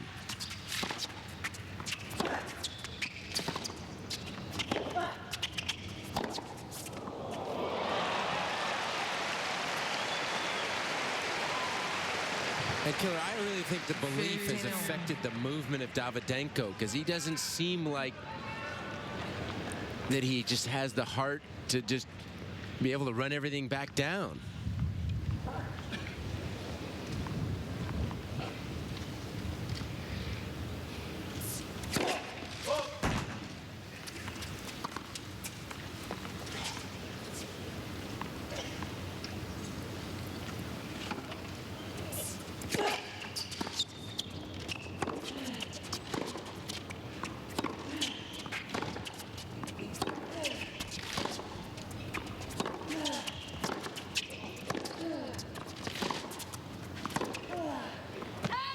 That's too bad. There was a much better point there from Davydenko and trying to hold the baseline. And you're absolutely right there, Brad. You know, even the squealing of the sand shoes on the cement, you could hear that a lot in the opening set. You're really not hearing any of that coming from Davydenko's end. You're hearing it more from Roger's end. Yeah, Roger's moving a lot sharper. I mean, he knows that I'm not giving this guy anything.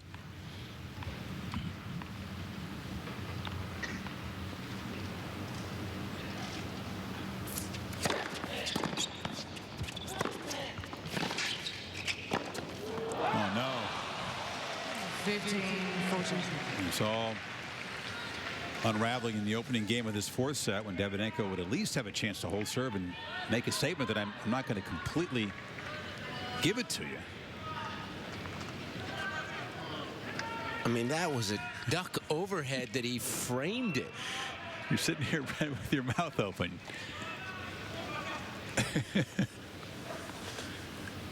2 break points.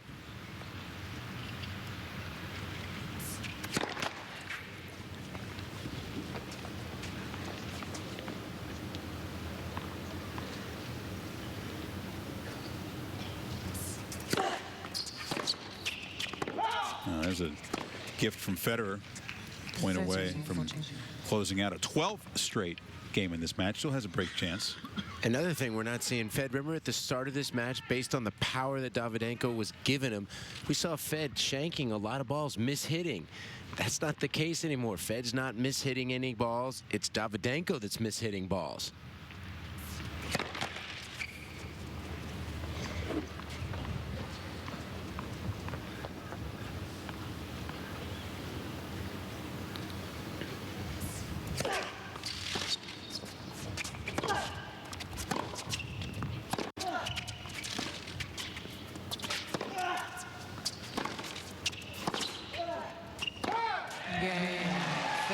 Federer taking time away from Davydenko, and the streak stretches to 12 consecutive games for the world #1, 7 o'clock here in Melbourne. And Federer is going about his business as Davydenko, who, Brad, we talked about how good a player he's been for a long time, and most of the attention in his career has been drawn to him for all the wrong reasons. There was that investigation of the bizarre gambling patterns of Davydenko's match in Sopot a few years ago. Nothing ever really proven, but Davydenko had to answer questions about it for more than a year. Yeah, that went on, I think, for about a year and a half, and he was finally cleared on the tribunal. And I think that really hurt his progress at the, basically the prime of his career. And then people began to pay attention for the right reasons, winning titles and winning the year-end championship in London, and a big opportunity here to make a statement about how far he's come. And it all looked good for a while. 15-11. But what's going to be remembered about this match, if Davydenko continues to be crushed in this fourth set, is how he seized up. This is exactly what happened in the same round last year when Fed. The Burditch match? No, when Fed absolutely, got on that roll against Delpo, and he won like 12 games in a row in like 43 minutes. And I'd never seen anything like that, and I really thought that was going to hurt his progress. It actually helped Delpo that he learned from that. He did not compete in that match. But that's a young guy. Yeah. This is Davydenko. He's played hundreds and hundreds of pro matches. 13, but I've never seen the wheels come off, of a guy that started so well. I've seen guys get routed, and then the entire match is a rout. Sure.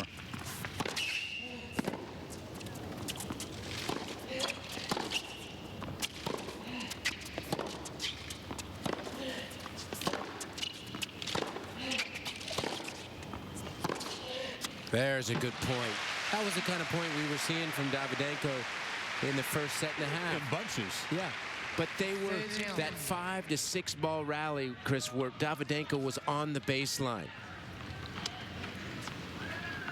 He just seems unwilling to play those kind of points. Late call about when after that return, at least there was some aggression. Baseline, the ball was called out.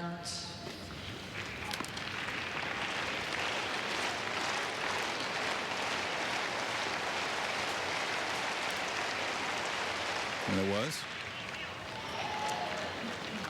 Unfortunately, Game point. Davidenko has 2 challenges remaining.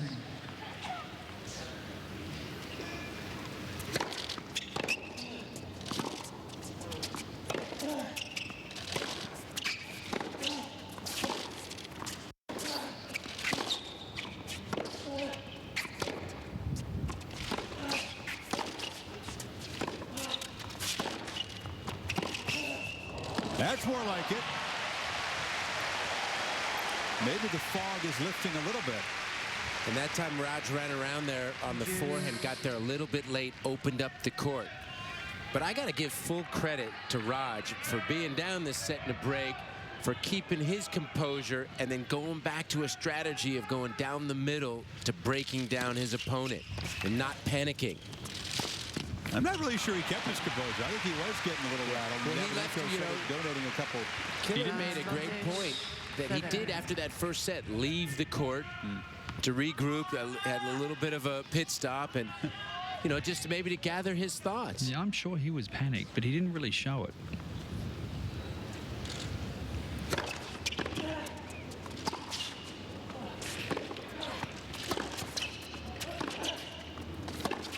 Chris, I tell you what, there's lucky there's no coaching in men's tennis, because if Brad or I were coaching Roger at the moment, we would have gone out there and we would have been completely disheveled. We would have told him 75 things to do. He hasn't really done that much. He's just cut out the unforced errors off the backhand. He's moving his feet better. He's winning this match with his forehand, but we would have ruined it for him. Now, this has been one match I would love to hear the coach's mic, because I want to hear what Edward would say to his brother. Get a Russian translator in here. See.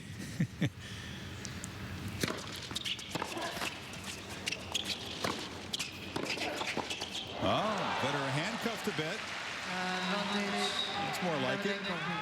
Interesting relationship when it's your big brother who's your coach, and trying to separate those two different sort of roles. These guys are also best friends, and Edward sees the little brother finally get a break point to stop this streak of Federer games at 12. I think this is the first game point of any kind in the last 13.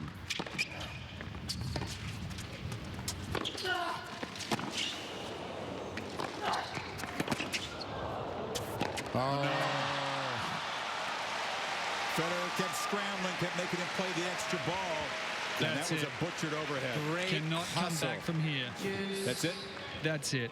He had full control of that point from the first shot until the smash, and still did not win it. Do you really want to look at the scoreboard? He looked up at the board to watch the replay. I'm not sure that's a good idea. I cannot believe that he looked up and saw him.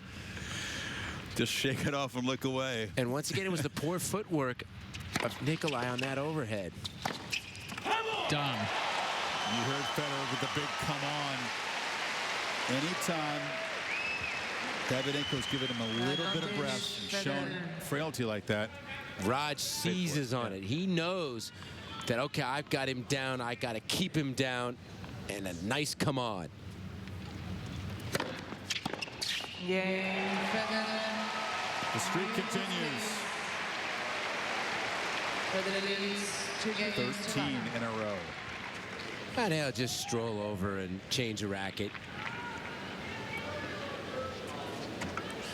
Nikolai is about one of the only top guys that doesn't change rackets on the changeover. He takes one. Darren, didn't Nikolai play Key Biscayne a couple of years ago? The entire tournament with one racket? He used a denser string pattern, so only had the one racket. It was a trial racket that Prince apparently sent to him, so he had the one, and he strung it before every match, and it lasted him the whole tournament, did not break a string, and he won the event.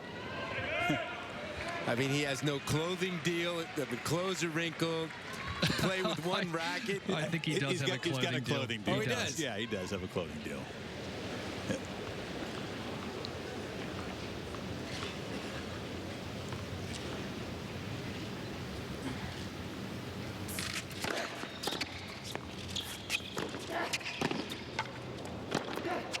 There's a made overhead. Nothing taken for granted these days with Davidenko. It's time for Nikolai to get on the scoreboard. He's got to break this duck. He didn't hit this exactly clean, no. Yeah, it was close to the frame, wasn't it?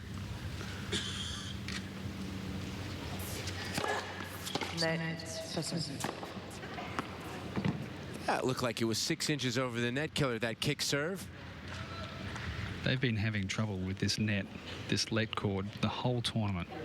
I think, I mean, I thought the same in the summer in the States last year. This thing just does not work great.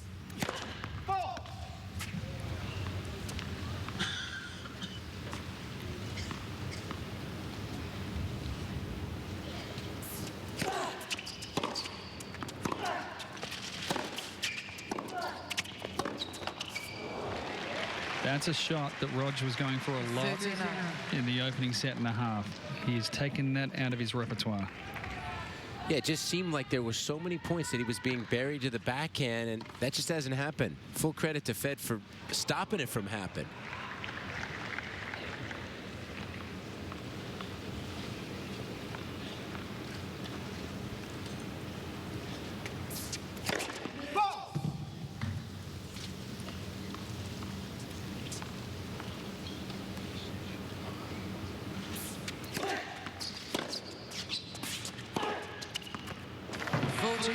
That's better footwork. That time down the middle ball, Nikolai moved his feet, created a little bit of space, and took it with the forehand, and much better execution. I want to see the crowd get behind him here. Is the streak about to end? We're going to see Nikolai getting the board.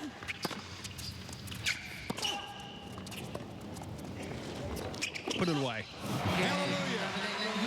The streak is over. He's won a game for the first time in more than an hour.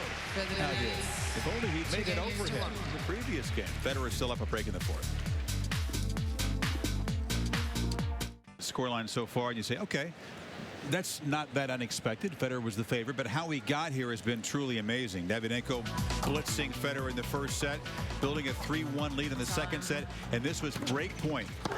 Davydenko a chance to go up 2 breaks and totally take command of the set. Federer rattled, ruffled, and then right here. That was a ball that he did not bust up to, and he hit it conservatively. And he even told himself he couldn't believe that he didn't go up there and crack it. He could have hit it on a forehand, ripped the backhand. He got up there and he pushed it. And that one shot seemed to change the mindset of Nikolai Davydenko and up the ante for Raj. And immediately, that started the run of 13 straight games. You can see, too, that Federer was not even really making a move in that ball. He kind of given up on the point. I mean, he was in a world of trouble. 39. And the serve wasn't working, but now the serve is working. Everything that wasn't working is working, and everything that was working for Davydenko isn't working.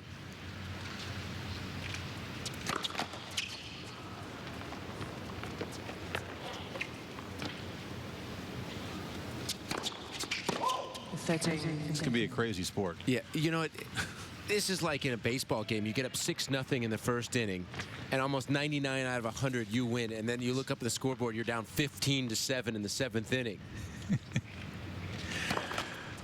I love your cross sports analogies. It is Federer on the other side of the net, however. Yeah, but he wasn't Federer-like. No. He is now.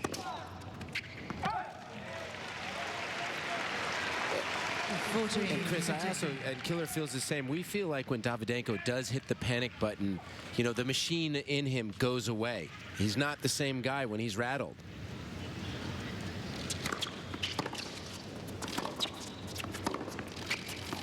They're talking a lot to Davydenko about his habits, and they ask, you know, do you drink vodka? He said, well, when I go to the disco, I have to mix vodka with Red Bull because I'm so skinny, and I go straight to sleep if I just drink straight vodka. So how about the vodka right now? The Red Bull, I mean, something. To get, that would be good for him. The magic elixir, something to get the brain functioning. Hold a second. Davydenko, vodka, Red Bull in a disco. Yeah, look at this guy. Does this look like a guy is discoing with the Red Bull in the system? Now you're going to tell me, is he karaoke singing? I don't know. I don't know what goes on in Moscow. I can see him karaoke singing.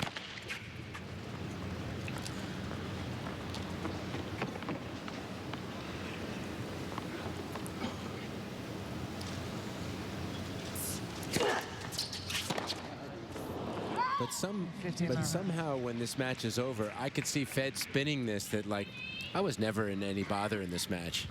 Yeah, he doesn't like to admit that he's ever concerned. The great ones never like to admit that they were panicking or rattled, do they? It's a great quality. Of course, you guys don't believe that. No, I'll ask him. He won't admit to it, Darren, will he? Well, I'll definitely ask him if he wins.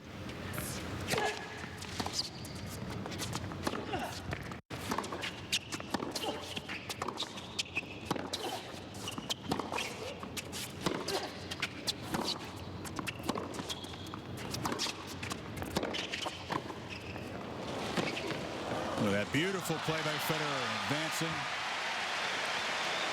Now, Killer, you think a lot of the players that watch this, if they get a DVD, you think a lot more guys will try to give Davydenko a steady diet of down the middle? Yeah, absolutely. I think most of the guys know that anyway, but when he comes out and he starts the way he did in the first set, I think down the middle play in the first set wouldn't have worked against him because he was on fire and he was moving his feet beautifully.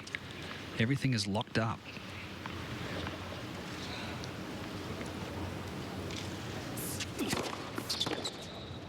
I think more than anything is you learn to stay the course against Nikolai. You know, some days he's going to continue to be the machine and outplay you, but a lot of the times if you stay the course, you know that he can go away. Just don't lose the belief when you play him.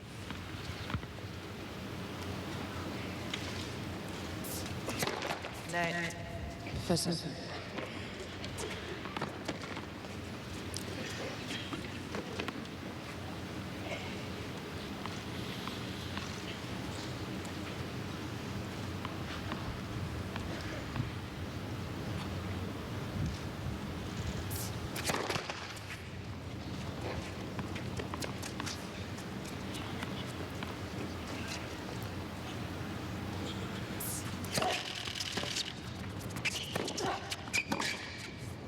Missed it. That's better footwork. That time, Nikolai busted up to that ball down the middle and exploded on it. And Nikolai is serving 29% in this first set. This was a guy that a couple times in Doha hit 100%, Chris, on first serves. He's now at 29%. Yeah, 100% first set. You're right, against Federer.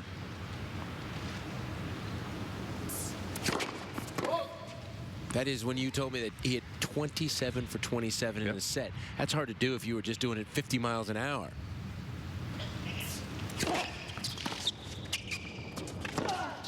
That was a better second serve. But the ball is not jumping around nearly as much as it was an hour and a half ago with the sun going down, and he's not getting any jump out of the court as well. So at the start of the match, he was kicking that first serve in. He was getting a high percentage of first serves, but now there's nothing there for him. So you think the court is considerably slowed down from when we started? Absolutely.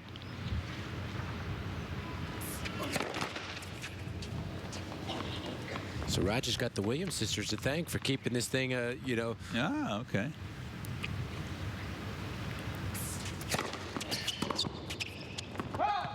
Shorter women's matches. This thing gets on earlier. The conditions unchanged. Oh, okay, very nice. I see where you're going. 3 games to 2. Welcome back to the 2010 Australian Open, presented by Franklin Templeton Investments. Well, this has been such a crazy day in Rod Laver Arena. What plot, twists, and turns await tonight when Novak Djokovic and Joe Willie Tsonga hook up in the quarterfinals? Yeah, we know no lead is safe in that match if the trend continues from all day. Federer trying to close it out. And he leads 2-1 in a major. He's 47-4. That's the Davydenko from the first set. And Chris, I know you were here a couple of years ago for that match between Djokovic and Tsonga. The crowd really got into it that night. They were all for Tsonga. And they probably will be tonight, too. Which is unusual because there are so many Serbians that are down here. They didn't get in that night? Well, Tsonga just wins people over with his charisma and his big game.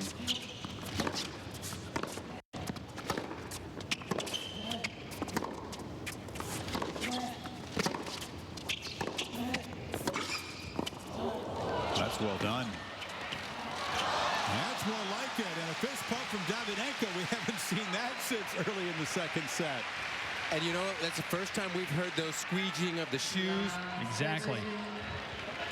And he came in out of nowhere. And this was a great stick save volley and a nice reaction from Davydenko. I mean, he doesn't do that when he wins the tournament. Explosive feet.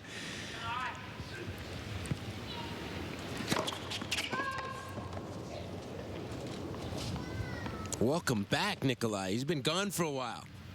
Maybe too long. We'll see. There's a break coming.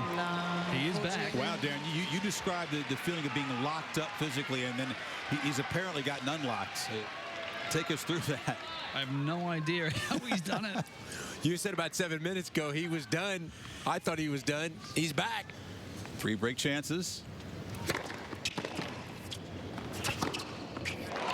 Federer takes care of one, and you just wonder how this 4-set might have progressed differently if Davydenko hadn't missed that overhead, if he got in the break early in the 4-set instead of having to fight from behind. And this is just a break to get back on serve.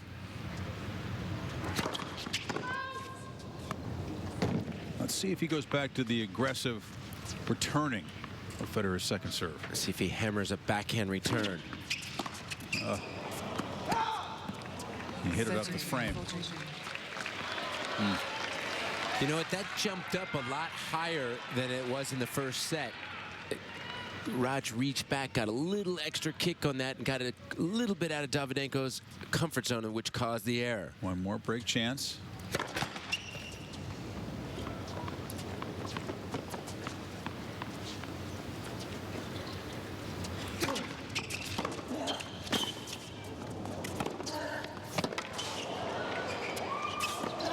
There we go. Shades of the first set. What a point from Davydenko. Hit 3 really high-quality shots.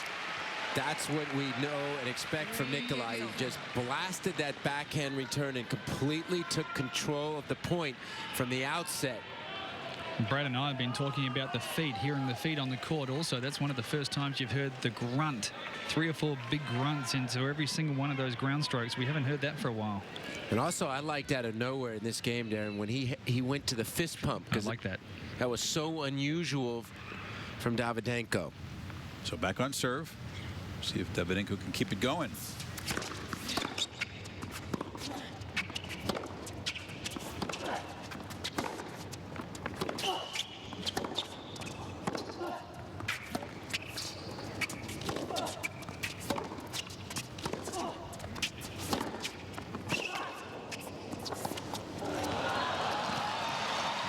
Great use of the drop shot.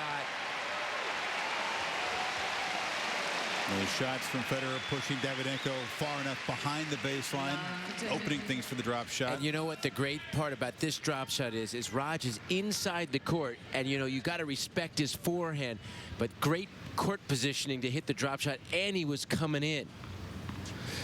You know, a lot of club players are people that do the drop shot at home. It's when you're 5 feet behind the baseline. Very risky play, doesn't usually work.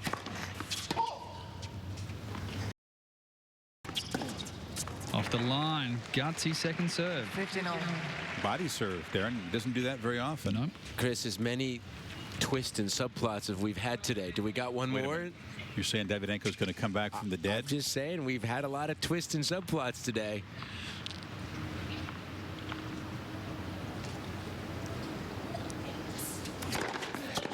He was a zombie for an hour of this match. Hey, didn't win a game for an hour. Hey, the zombie is woken up. I'm not sure, though, by the way, I've ever seen a player win when he's lost 13 consecutive games. Only happens in a major.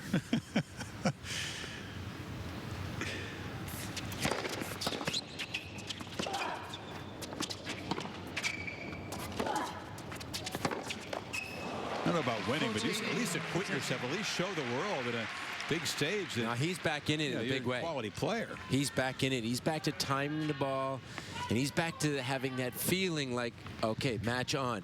And the match time hasn't been that long, so this is not, even if it's a 5-setter, it's not going to be a physical. And conditions have gotten cooler. Yeah. All of a sudden, there's pop on the serve, and it's Davydenko with a comfortable hold and a 4-3 lead in the fourth. Welcome back.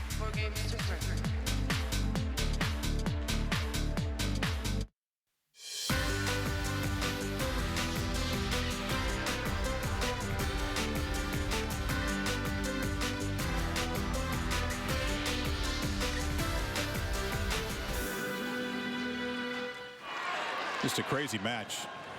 Some schizophrenic tennis from both guys. Twists and turns. Suddenly Davydenko back to playing the way he did in the first set and a half. We're on serve in the fourth.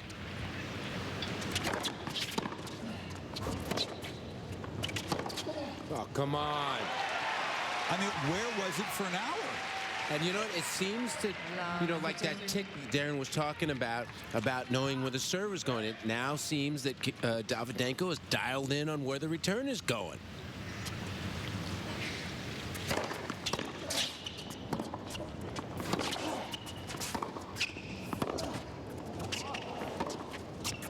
Long.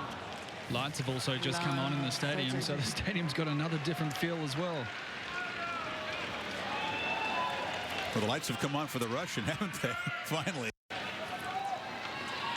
I mean, points and games are going in, both directions. He was on that return. It was unlucky for Federer, but that was a blistered forehand. If that wasn't a let, that was an outright winner. That was absolutely clocked. See, he's back to knowing where the serve is going. I don't know how he got so far away. Now he's back dialed in, and we are an inch from a potential five-setter here. First break chance saved. It was Federer in all kinds of trouble in his previous service game. This is a huge moment. Fed needs some first serves.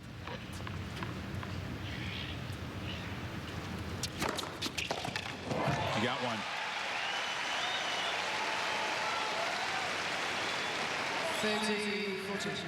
Davydenko taking a slow walk over. Taking his time a little bit. I like this. Oh, that was clutch. He knew it. He knew he needed first serves, and a big come on from Federer. And smart, he went to the forehand both times. Stay away from the backhand.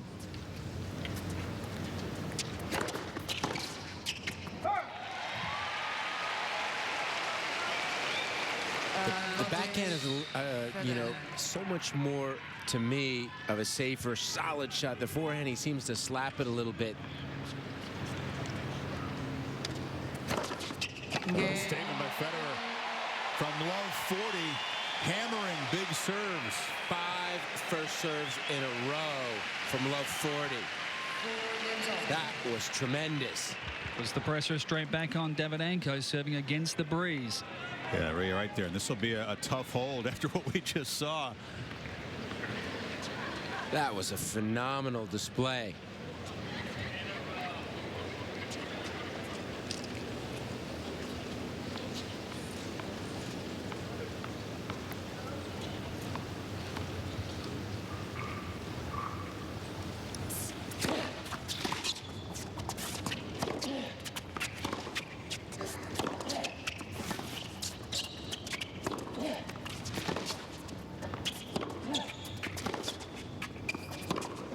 See, that's the kind of point Nikolai likes to play. That 6 balls where he's in control.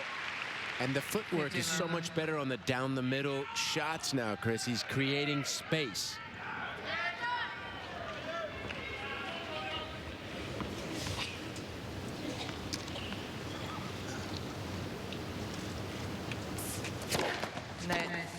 First.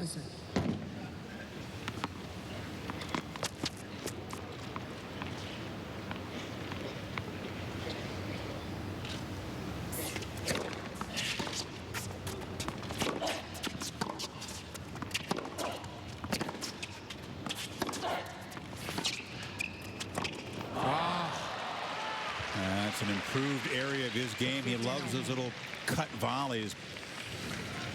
Yeah, a little too much cut in this backhand volley. It could be another, one of those things where he's thinking about those lost opportunities. Davydenko is 4 out of 18 in this match on break points.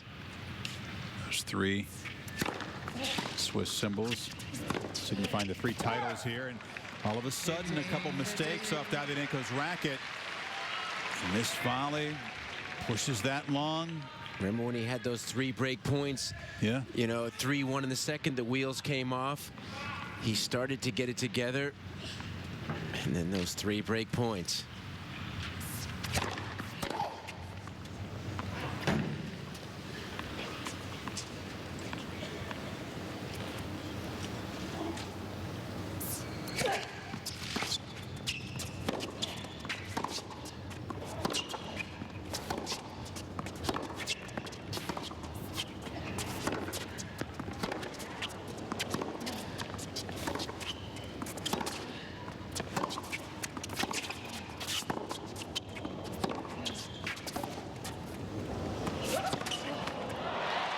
What defense. Fed picked up 2 balls off the line.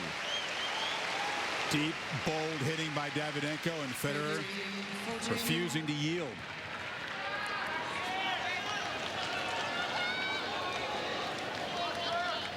These feel like match points, don't they? Yeah, Fed is 6 out of 9 on break points, so when he's had his chances, he's taken them. He's got 2 to grab a break and serve for the match. Davydenko's first serve has gone away in this game. Big moments.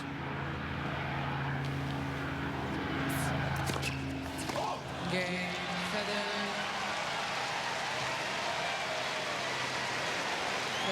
Federer will serve for his spot in the semis when we come back.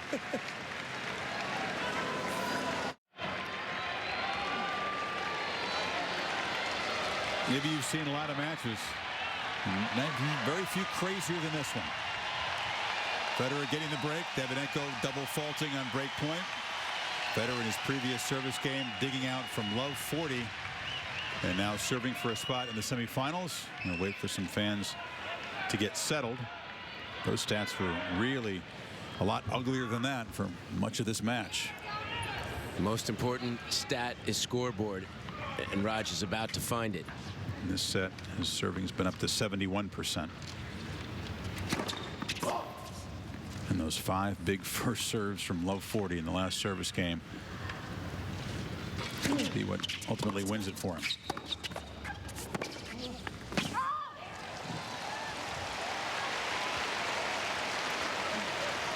And although it's been a crazy match, there are certain similarities to Federer's other wins over Davydenko in majors. Full credit for Fed to be able to take advantage of what your opponent gave you. For the match, Davydenko 4 of 18 break point opportunities. Mirka watched her husband struggle, to say the least. Rattled and rocked for the first 45 minutes of this match. Now he's 2 points away.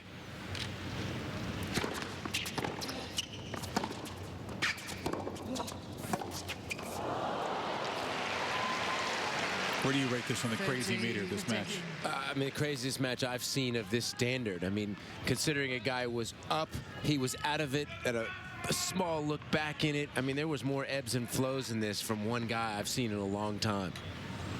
And this guy is #6 player in the world.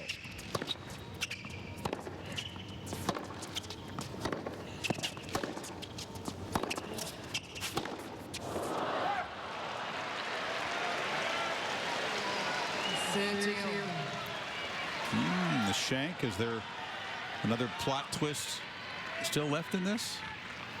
Can't be. This is Fed. He's the Manny Rivera. He's the closer.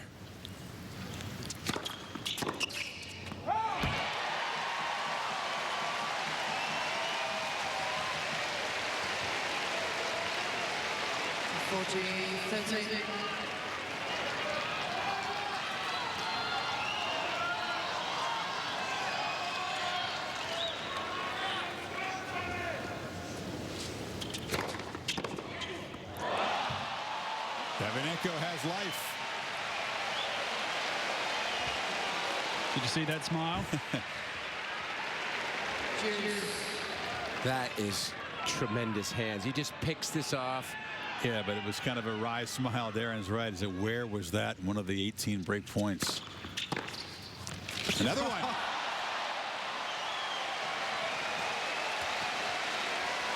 If he breaks serve here, this is the craziest match I've ever seen. That's 2 winners off of good first serves. Outright. Break chance number 19.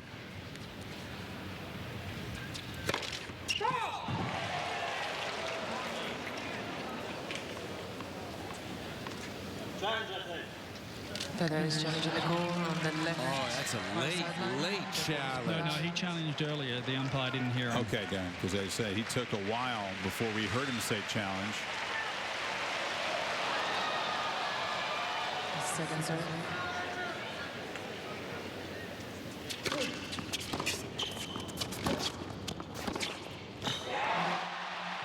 Did you see that coming? All right, Darren, now it's officially your craziest match ever. Well, I'm going to put the microphone down. I'm not saying another word because I have absolutely no idea what's happening out here. I'm kind of surprised, Fed. That was didn't get enough on that approach. He goes right to the backhand, and Davydenko has the answer. How about those returns from 30 all? 2 in a row. A little energy from his box. Another good return from Federer. Something tells me, though, Fed will stay the course. He'll keep his calm, get right back to work. I'm not sure that many players could keep their calm right now.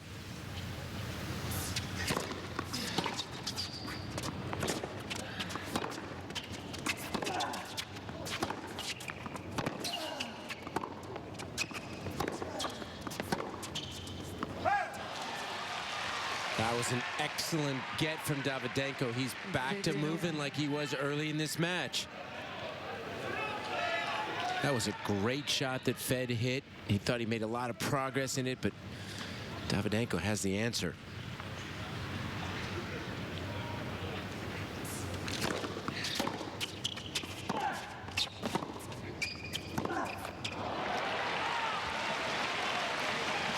Just seems to panic sometimes, Chris, on that down the middle shot. Novak Djokovic's chances of becoming #1 after this tournament are kept alive, albeit slightly. He needs a Federer loss and then to win the title himself.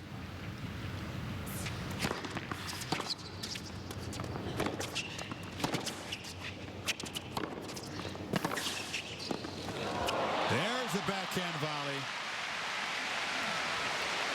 On a much difficult volley on the low one off the shoestrings. That is a beauty. He's worked hard on this. Yeah, he's missed about 4 easy ones. Then he comes up with that one. It's an amazing, that's a Pat Rafter volley. I mean, this is a low stop volley that you have no chance of getting.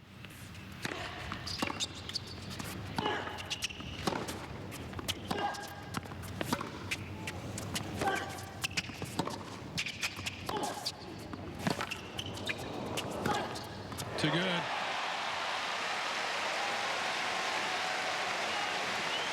That's what he was doing in the first set on those low balls. He was getting up to him and just committing to ripping it.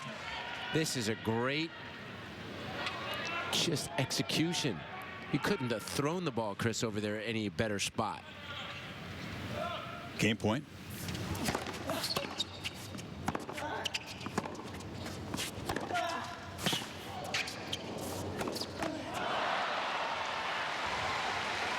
Smothered that a bit, and that's a huge show of emotion for Davydenko. That's kind of the same spot. It looked like he slipped. Remember where Nadal slipped a couple times last night. It's not on the line. It's inside the court.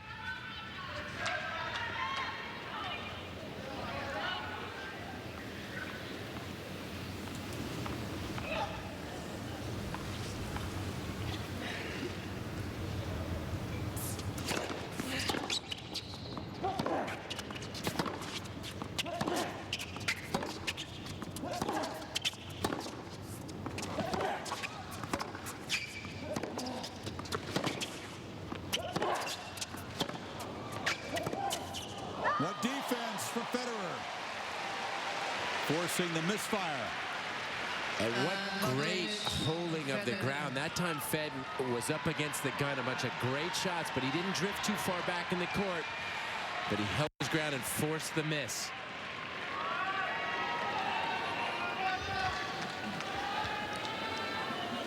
Break chance.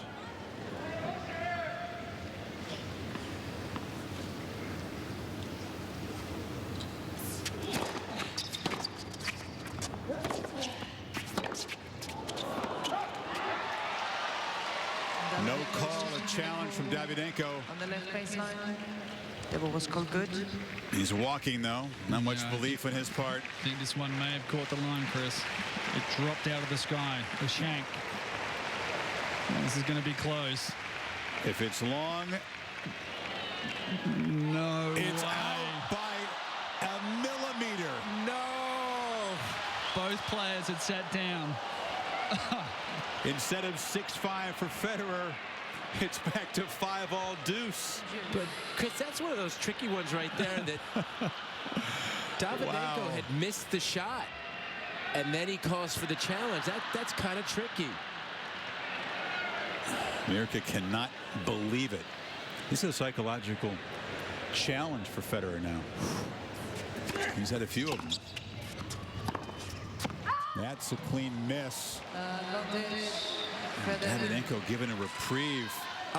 Yanks a routine forehand. Got to slow down here. Second chance to break and a second chance to serve out the match if Federer can win this point.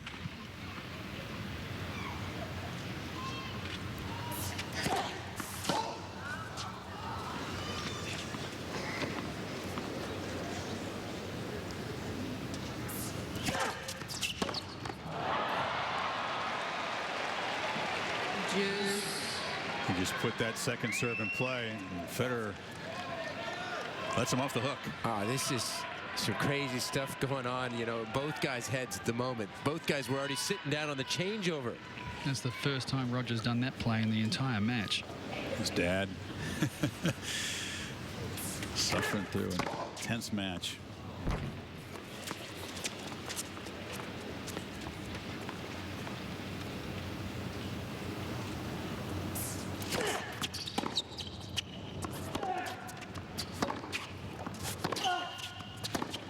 Federer did well to fight off the body serve. And then seized his opportunity, and great footwork from Roger to explode on the forehand of the open court.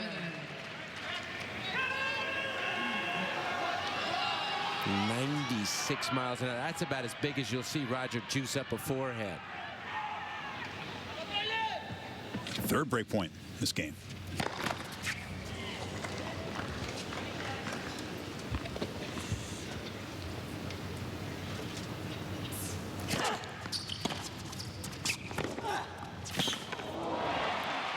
Once again, that Federer chip return. Davidenko ripping the forehand. That was not a bad chip return as well. That ball stayed very low to the court. And you see how low Davidenko got down. He ripped that forehand. That was a tough shot. Yeah, he forced himself to get around on that, created some space on that down the middle forehand.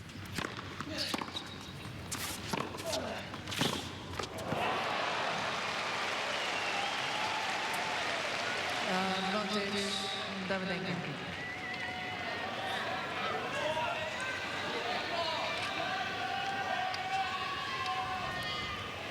It's got to be the longest game of the match.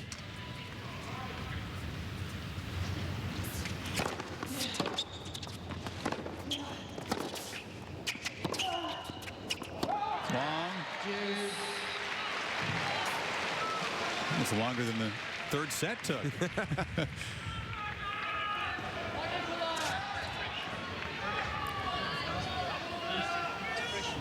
Davidenko could sure use a first serve. Hasn't had many in this game.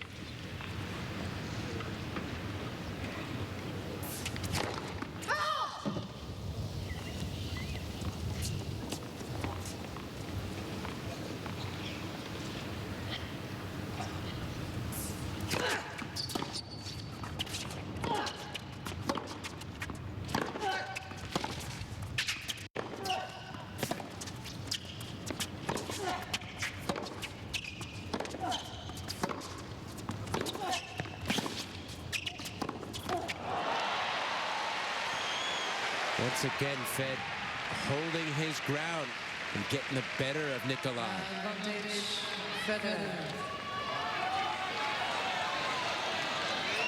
Certainly Federer has to seize one of these chances. Yeah, before this game, he had gotten every opportunity when he had it.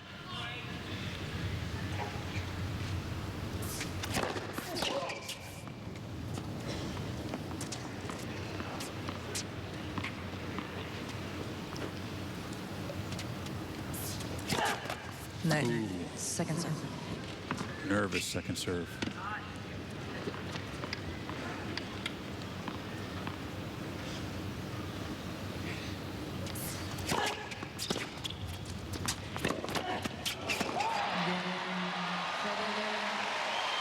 Tiny margins can decide tennis matches. That Davydenko forehand just clips the tape. Pops long. A dispiriting break for the Russian, and now Federer creating a second chance to serve out this match. Remember last time I said Manny, you know, he's the Manny Rivera, he's the closer. He's already blown one save. Now it was Davydenko elevating his return game when Federer served at 5-4. Can he do the same? You know what, I feel like he's going to gather himself here. And the great thing about Federer is after he lost his serve, he didn't implode, he didn't get upset. He kept focused and he got right back to work on the next game. That's a great quality that Roger has, that he didn't let it bother him. Well, here's the last return game for Davydenko when Federer was serving for a spot in the semifinals. Watch the returns. Big hitting from Davydenko. Bold stuff. That's such a compact swing. Oh, that's another.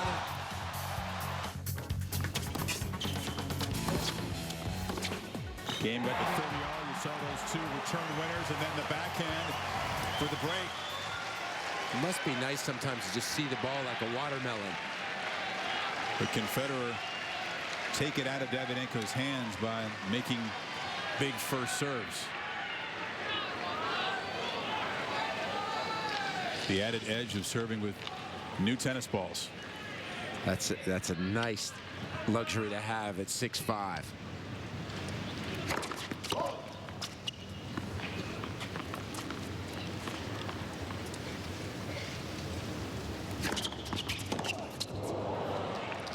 Got up on him. That was a wicked kick.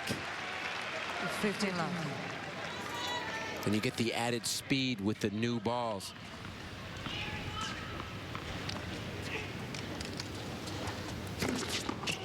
Whoa.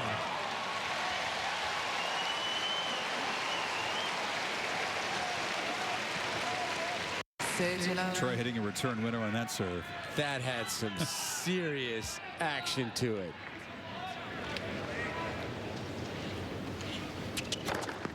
Full G. Yep. You had the feeling that given a second chance to close this out, the first serve was going to come back. 3 match points.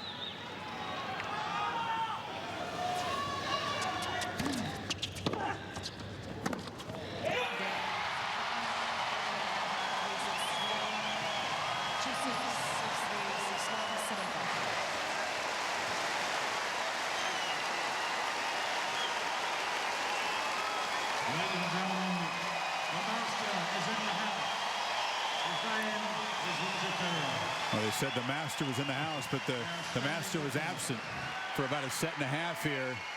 Federer, whether he'll admit it or not, Brad, had to be a little rattled and scared.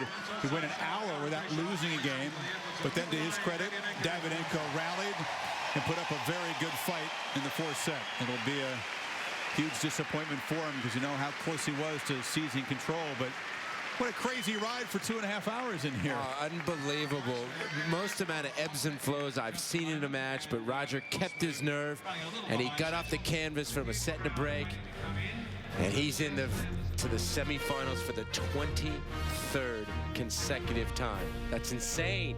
It is insane, and so is that match. And we'll wait the winner of Novak Djokovic, Joe Willie Tsonga. Cliff Drysdale's made his way into the booth. In Dick Emmer, we're going to have that match. The night session is already delayed by the length of our day matches. We'll visit with Federer on this wild, weird 4-set win over Nikolai Davydenko. Federer back in the semifinals. That's a routine result, but this match was anything but routine.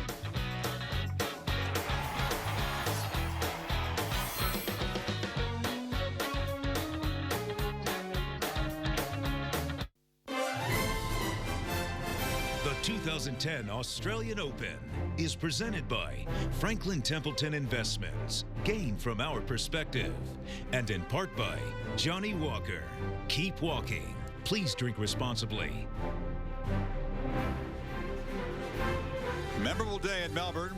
Nikolai Davydenko dominated for a set, went away for an hour, put up a good fight, but in the end, as he has so many times, Roger Federer, the better man in the big moments, given a second chance, able to close out this match 7-5 in the fourth. He snaps a modest 2-game losing streak against Davidenko head-to-head, but maintains his dominance in the majors. And two players have had great success in Melbourne. Roger Federer and Serena Williams both come off the canvas. Federer, of course, in danger of going down a set and 2 breaks, turns it around and holds on. Serena down to a set and 4-love. Won 13 of the last 17 games and really turned things on. Overpowering tennis against Victoria Azarenka. So it's been a wild day. You put the Venus match where she was 2 points away from winning and then lost in 3 ahead of it. What a day, Peachy. I'm telling you, that would have been a tough day to be in the coaching box in any one of those matches. But the last 2 players got a combined ranking of number 2. You know, both number 1s, both had to come off the canvas. And when they needed to, they came up with the goods. And both against very good players, Azarenka and Davydenko, who are in strong rhythms. Let's recap what happened here in this men's match, because it was Davydenko coming out and executing the same game plan you said he would do for the match in Doha, when he came in with some belief, and it showed. He came out ripping the ball, and it seemed like he knew where Fed was serving, because the first 5 times Fed served, he had break points. Then Darren pointed out, you see the shadows across the court. He got much slower. Federer seemed to like these conditions a lot better. Suddenly he wasn't rattled. Things were flowing from him, and Davydenko panicked. He couldn't win a game for an hour. Yeah, the wheels came off at 3-1, Chris, when he had a break point to blow this match open, but he couldn't take advantage of it, and that's all Fed needed to take this thing to like the next level. There was a 24-minute third set. A bagel served up. You think Davydenko's completely gone, and suddenly he comes back. He breaks back in the fourth. Yeah, he had some electric shots to get back in this match, but Fed came up with the goods when he needed to, and he got a little gratuitous. There's the break and a second chance to serve it out, and this is match point.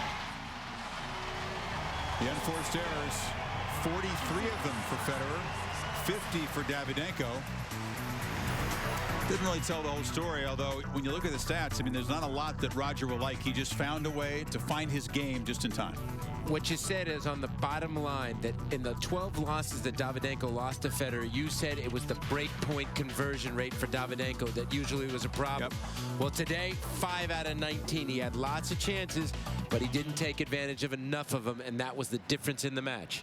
We don't know whether it's going to be Djokovic or Tsonga in the next round for Federer, but we've seen such brilliant form in the previous rounds. Now, obviously, erratic form from Federer. What does that mean, do you think, going forward to the semifinals for him? Well, you know what? That match is history. It's a new opponent. Judging by today's day of 3 wacky matches, expect a 4th crazy match. But whoever it is, Raj will be in good form for, he's got 2 days now to rest up. He'll be ready. Darren will visit with Roger in a second. Right now, he's still speaking to Swiss TV. So, Brad, a chance to get your thoughts on the quarterfinal that's about to unfold. Djokovic was your pre-tournament pick to get to the semis out of this part of the bracket. But now I sense you're waffling and you like Tsonga's chances. Well, you know what? Tsonga's upside, when he hits his up level, the guy's go game is phenomenal, but sometimes he wavers up and down. And one thing that I've seen from Djokovic this tournament, Chris, that I have never seen, he's coming to net more, and obviously that's an influence of Todd Martin. He's chip charging, and he's not grinding as much from the baseline. So if he does wander in as much as he has in this tournament, I think it could be problems. I think it's going to depend on one statistic: who serves better. Both these guys got good serves. They depend on him. Whoever has a better serving net, I believe, will win this match. If Tsonga has a weakness, It's the return game. If you look at the statistics among the top players in the world, he has one of the weakest break games in terms of getting breakpoint opportunities and cashing in. So, you know, on paper, going in, you'd expect lots of tight sets, maybe a couple of tie breaks in this match. I would think so. These are a couple of 6'3" guys, and they both can cover the court, you know. And Djokovic, you'll see some sliding, and he has a rare ability to play defense and offense and transit. He's got the total package. He's going to need to bring it tonight. He's lost 4 of the last 5, though, to Tsonga. Roger's still with Swiss TV. There's a lot to talk about. Hey, you know, the other night when he was with Swiss TV, I said to Heinz Gunnar, I didn't learn much from that when you're talking in Swiss German. Well, he's ready to switch to English and talk to Darren Cahill now. Killer to you.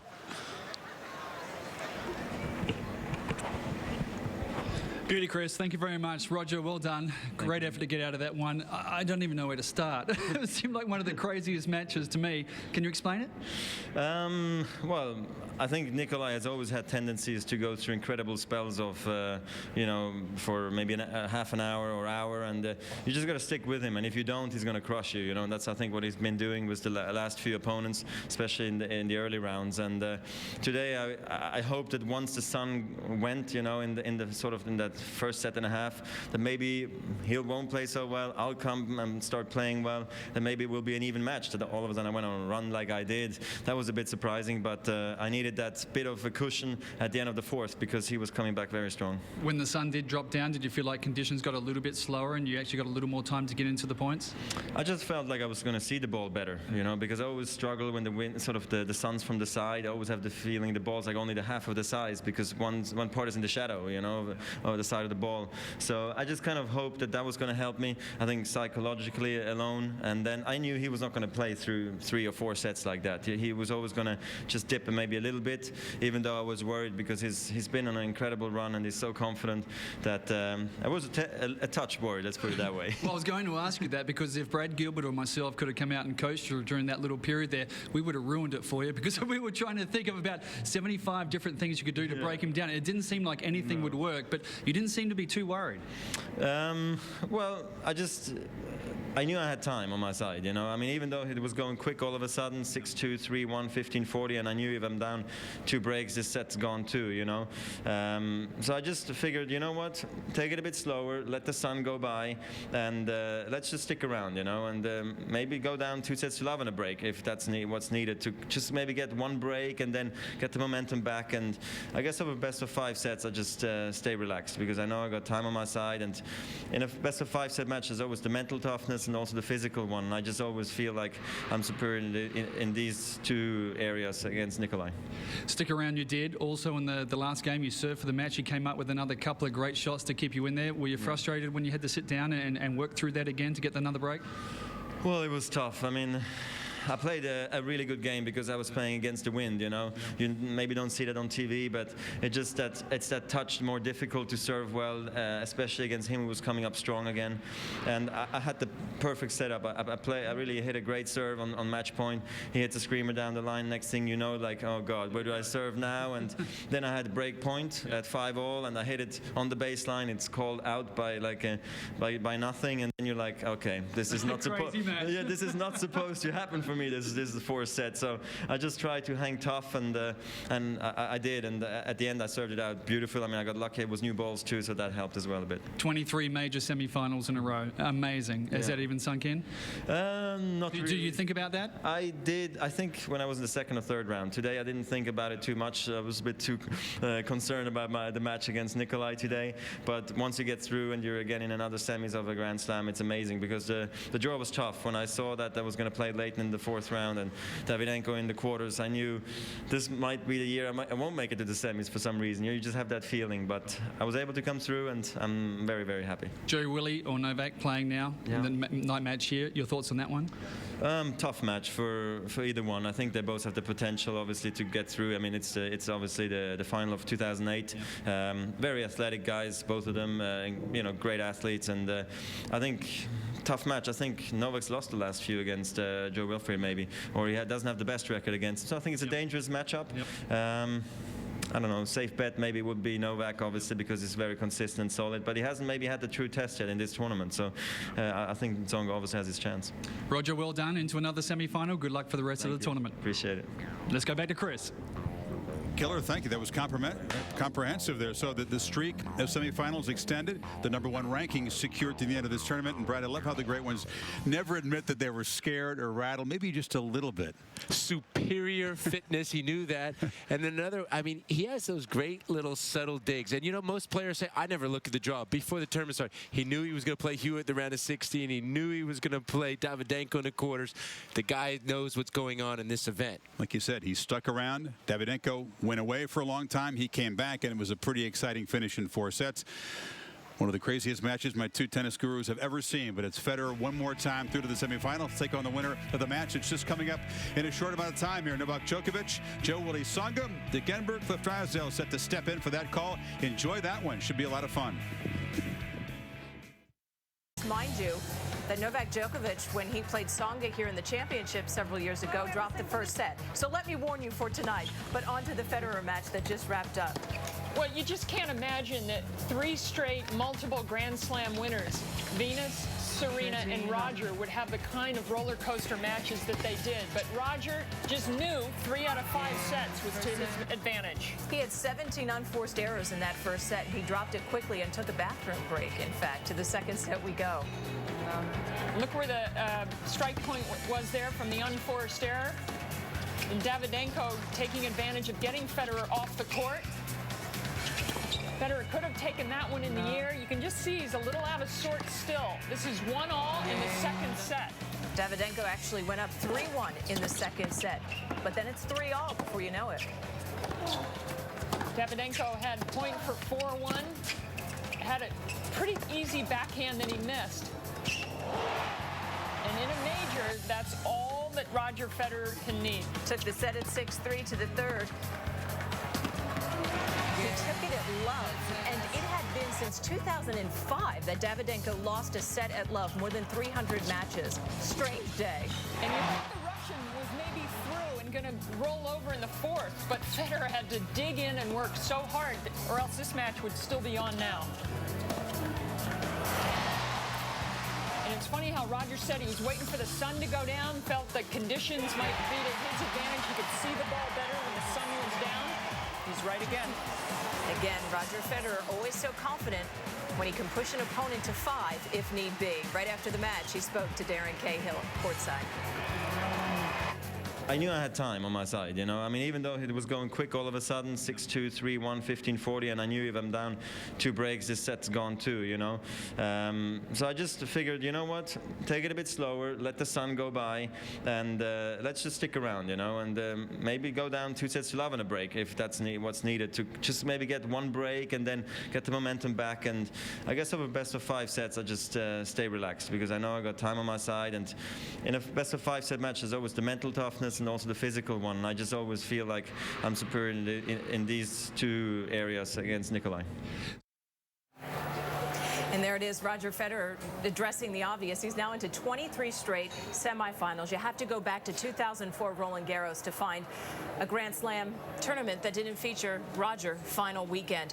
5 sets in a Grand Slam, it just speaks to how difficult it is to beat him, and he knows it. That's right, and it reminds me a little bit when I played during Chris Everett's string of I think she had like 28 or 30 straight semifinals. They just mentally are huge no matter what, but in the majors, even bigger.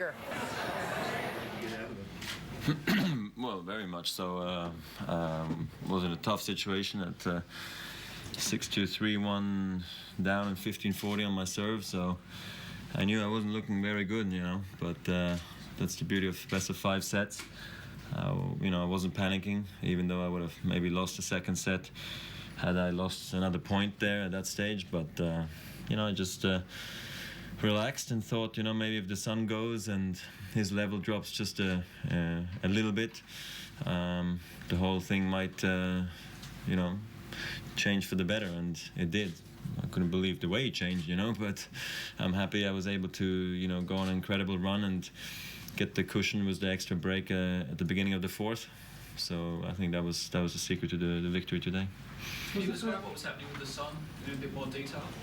Oh, it's just tough to play. I mean, for both players, you know, when the sun comes from the side, I always have the feeling that obviously the one side's in the sun, the other one is in the shade because of it. And the ball seems half the size and it's just hard to hit, you know. And then there was a bit of a breeze, and he was playing terrific. So I was just more psychologically trying to be positive than anything else, because we play in conditions like this all the time at the U.S. Open and Indian Wells here. So it's just something you got to get used to.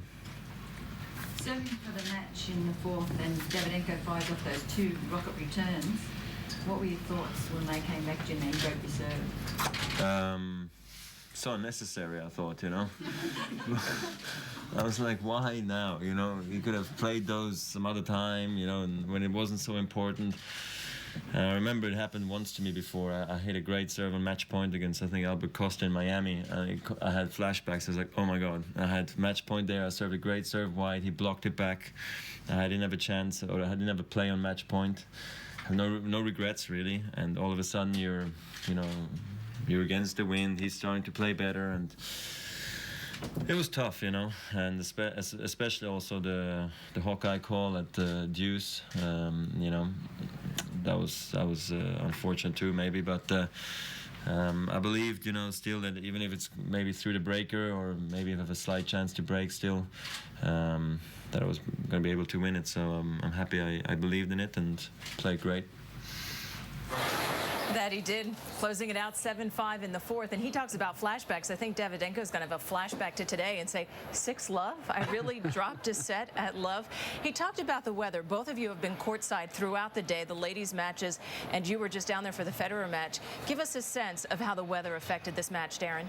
Well, Roger talks probably a little more about the vision and the fact that half the court was in the sun, half was in the shade, but the temperature did really drop, probably 15 or 20 degrees once the sun went down below the stadium. And I think it actually slowed the ball up of Davydenko. He was playing so fast and so through the court for the start of the match, and the ball always flies more when the sun's out and it's hot temperatures. Once it cools off a little bit, it hangs there a little more. And I think that really helped Roger get into the match. But Davydenko went an hour without winning a game. So he was up 6-2, 3-1, and then for the next 60 minutes did not win another game. That was the craziest match I've seen for a long, long time. On the craziest day, I've never seen such weather changes from daytime to night with temperature. I've been courtside and been hot, hot, hot, and then within a half hour been freezing cold. By the way, I love Roger Federer advertising the sport of tennis, as we all should.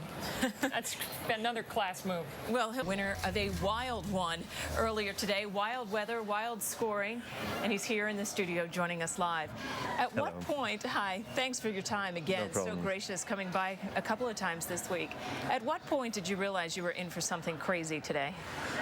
When I saw the draw, actually, already. I've played him now on 2 occasions in the last couple of tournaments I played, actually, in the World Tour final and in Doha. And coming in, and when I saw the draw, I was like, oh, does he really need to be in my section? Because he's really been on a run, and the way he's been playing has been very dominant. You know, it's sort of hard to get into the match with him, just because he hits it so deep and so hard, you know. And I just hope to get off a good start, because I never got a good start against him the last 2 times we played, and then after that he just hit so freely that he was able to, you know, run to the finish line.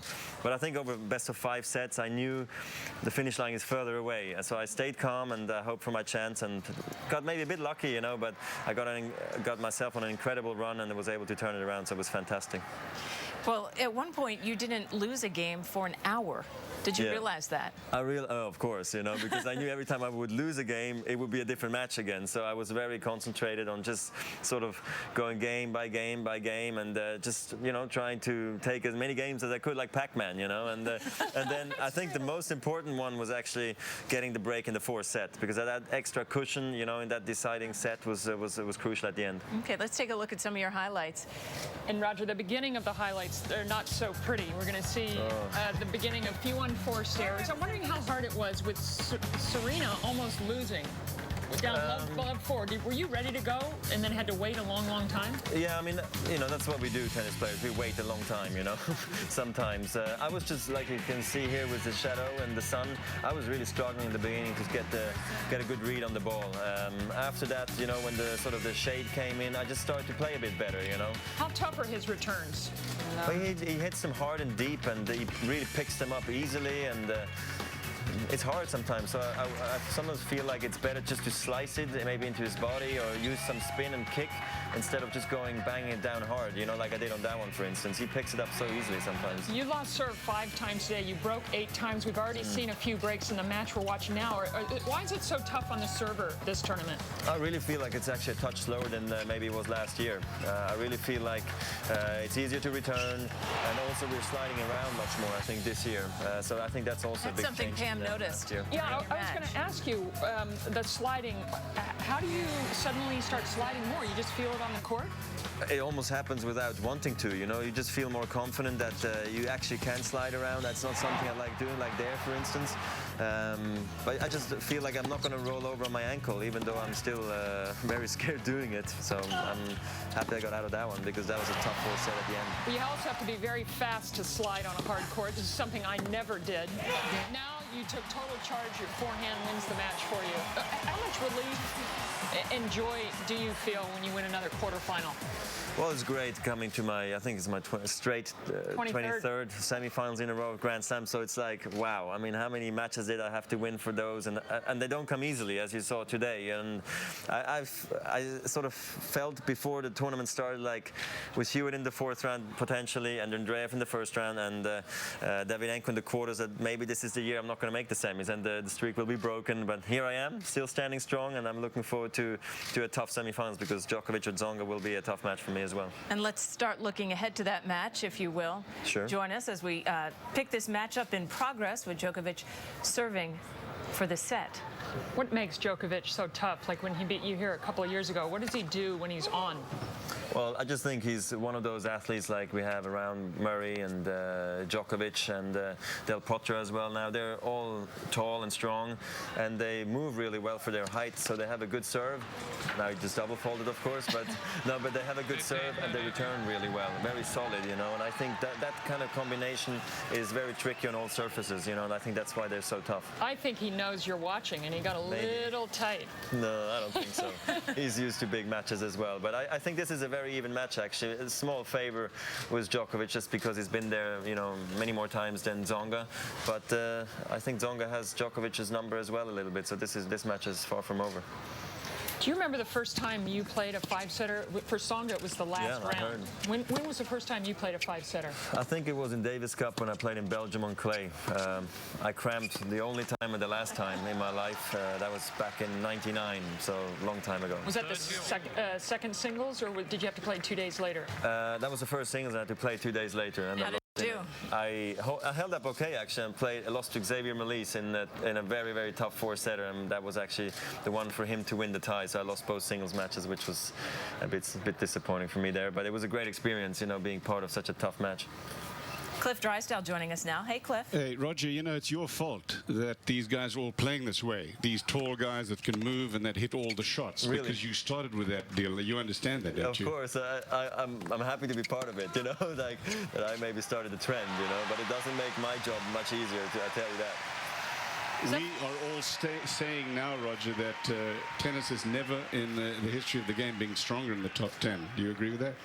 Tough call, you know. I mean, back when, you know, Sampras played, Becker, and I think even McEnroe was still around, Jim Courier and all those guys. I mean, it was tough back then as well. I just think it's also what you make of it, you know. Sometimes you have more marketing behind some players, and I think with Rafa myself dominating for so long, I think, you know, sometimes you create new stories now, such as Djokovic and Murray and Del Potro, of course. When they win a slam, it's such a big deal, you know, that they make it seem like it's the strongest year of all time. I'm not always sure that it's this way, but I think it's very athletic right now and very taxing on the body. Along those lines, you sit there at #1. Last year, really, you finished just 2 sets shy of completing the Grand Slam, and yet here we come into the first Grand Slam tournament of this year, and there are a lot of people looking for someone other than Roger Federer to win. How does that sit with you? I think it's not as bad today or this year as it's been maybe as years before, when I was going through big domination, you know, winning like 2 or 3 slams a year. I think many sort of in the media were just talking about, you know, when is somebody else going to win a Grand Slam next to me and Rafa? And then Safin won one here in Australia, and then Del Potro was able to win one, and Djokovic. So it hasn't happened. They don't come easily, you know. And I'm sure that this is going to be a tough weekend ahead for all 4 of us semi-finalists. Looks like security's just removed somebody. When you're serving for the for a set and it's deuce and there's an interruption like that, how do you keep your concentration? Oh, I mean, you hope nothing bad happened, you know, but normally it's well taken care of by the security and everything. But you just stay in the moment and try to, you know, take it next point. Sometimes, like yesterday, Rafa and Murray, they sat through the fireworks, you know. That's not an easy thing to do either. No, that was tough. What was your reaction to seeing Rafa retire? Not so nice, you know. I like the matches to be sort of played till the end, and I thought the match was played at a great intensity. I was really watching it more as a fan perspective than as a, how do you say, as a rival, you know. So I was enjoying the match, and I thought it was a pity that Rafa didn't get the second set, because that might have sort of swung things around a bit. But Rafa was hurting at the end, so it was a pity. Of course, this game's taking so long, so we know you want to go. It's chilly out here. It's a bit cold, yeah. Thanks for being such a great advertisement in all ways for the sport of tennis. Welcome. Look at that. Yes. Superman. Yeah. My pleasure, guys. Thanks very much. Best of luck throughout the weekend. Thank you. And we'll just continue. We might be here still calling this game by the weekend. Yeah, Roger, who knows? thank you for joining us. No problems. Bye. Dick, thanks. You set it, a date with Roger Federer to tonight's winner after Roger Federer and Nikolai Davydenko's 13-match win streak earlier today, Rod Laver Arena. You'd have to think the Russian got out to his game plan, took the first set quickly, 6-2, but then Federer rallying to take it 7-5 in the fourth. Moments ago, Davydenko meeting with the press. Again, like the same what was happening last time in Grand Slam. Have chance and I didn't realize and lost. But today was, I don't know, was completely different. I have good confidence in beginning and play well first set and second set. I have so many chances to win, make break points. I think it's just one game. I don't know what's happened there. Like after 3-1 in the second set, I can win this game, and for sure after this one, if I be 4-1, I have chance to win, like 99% win in second set. But change something, 3-2, and then I lost completely everything. Just I cannot come back, losing so many games. Like after 6-3, 6-love, and you know already 1-0, and really I don't know what can happen. It's like say matches, okay, 5-set matches, but it's already was in the second set. I lost second and third set, and so easy. I cannot explain yet what's happened. Yet you had 3 brilliant points to save the match in the 11th game of the fourth set. Those were 2 returns particularly great. Yes, it was. I have chance again in the, if you see in the fourth set, 4-3 for me, and I have love 40 of serve Federer. But I have no chance. He have all 5 serves so good. I have really, like say, bad luck for me again in the fourth set.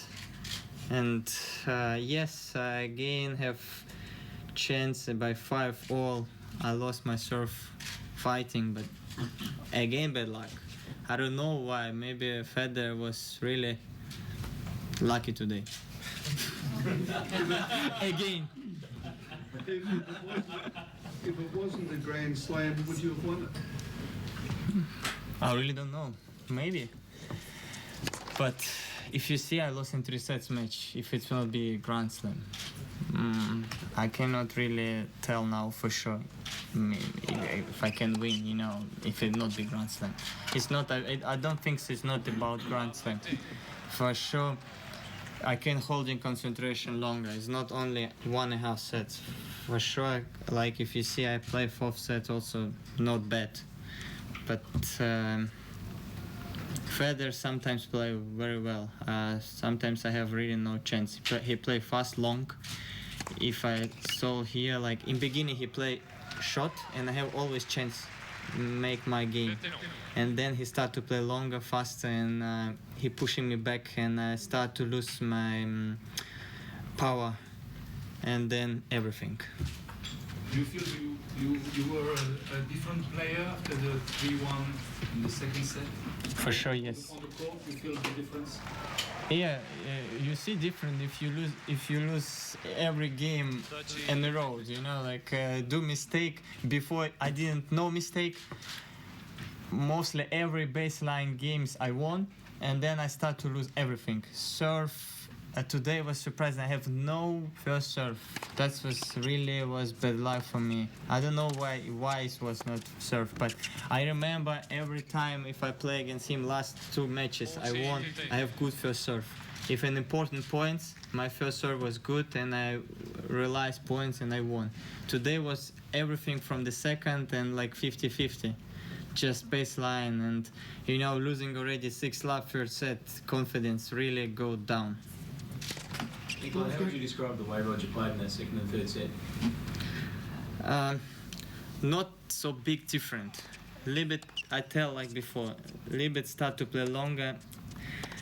Maybe he begin have a little bit more confidence, have to less mistake, and sometimes have good forehand fast, you know, make winners.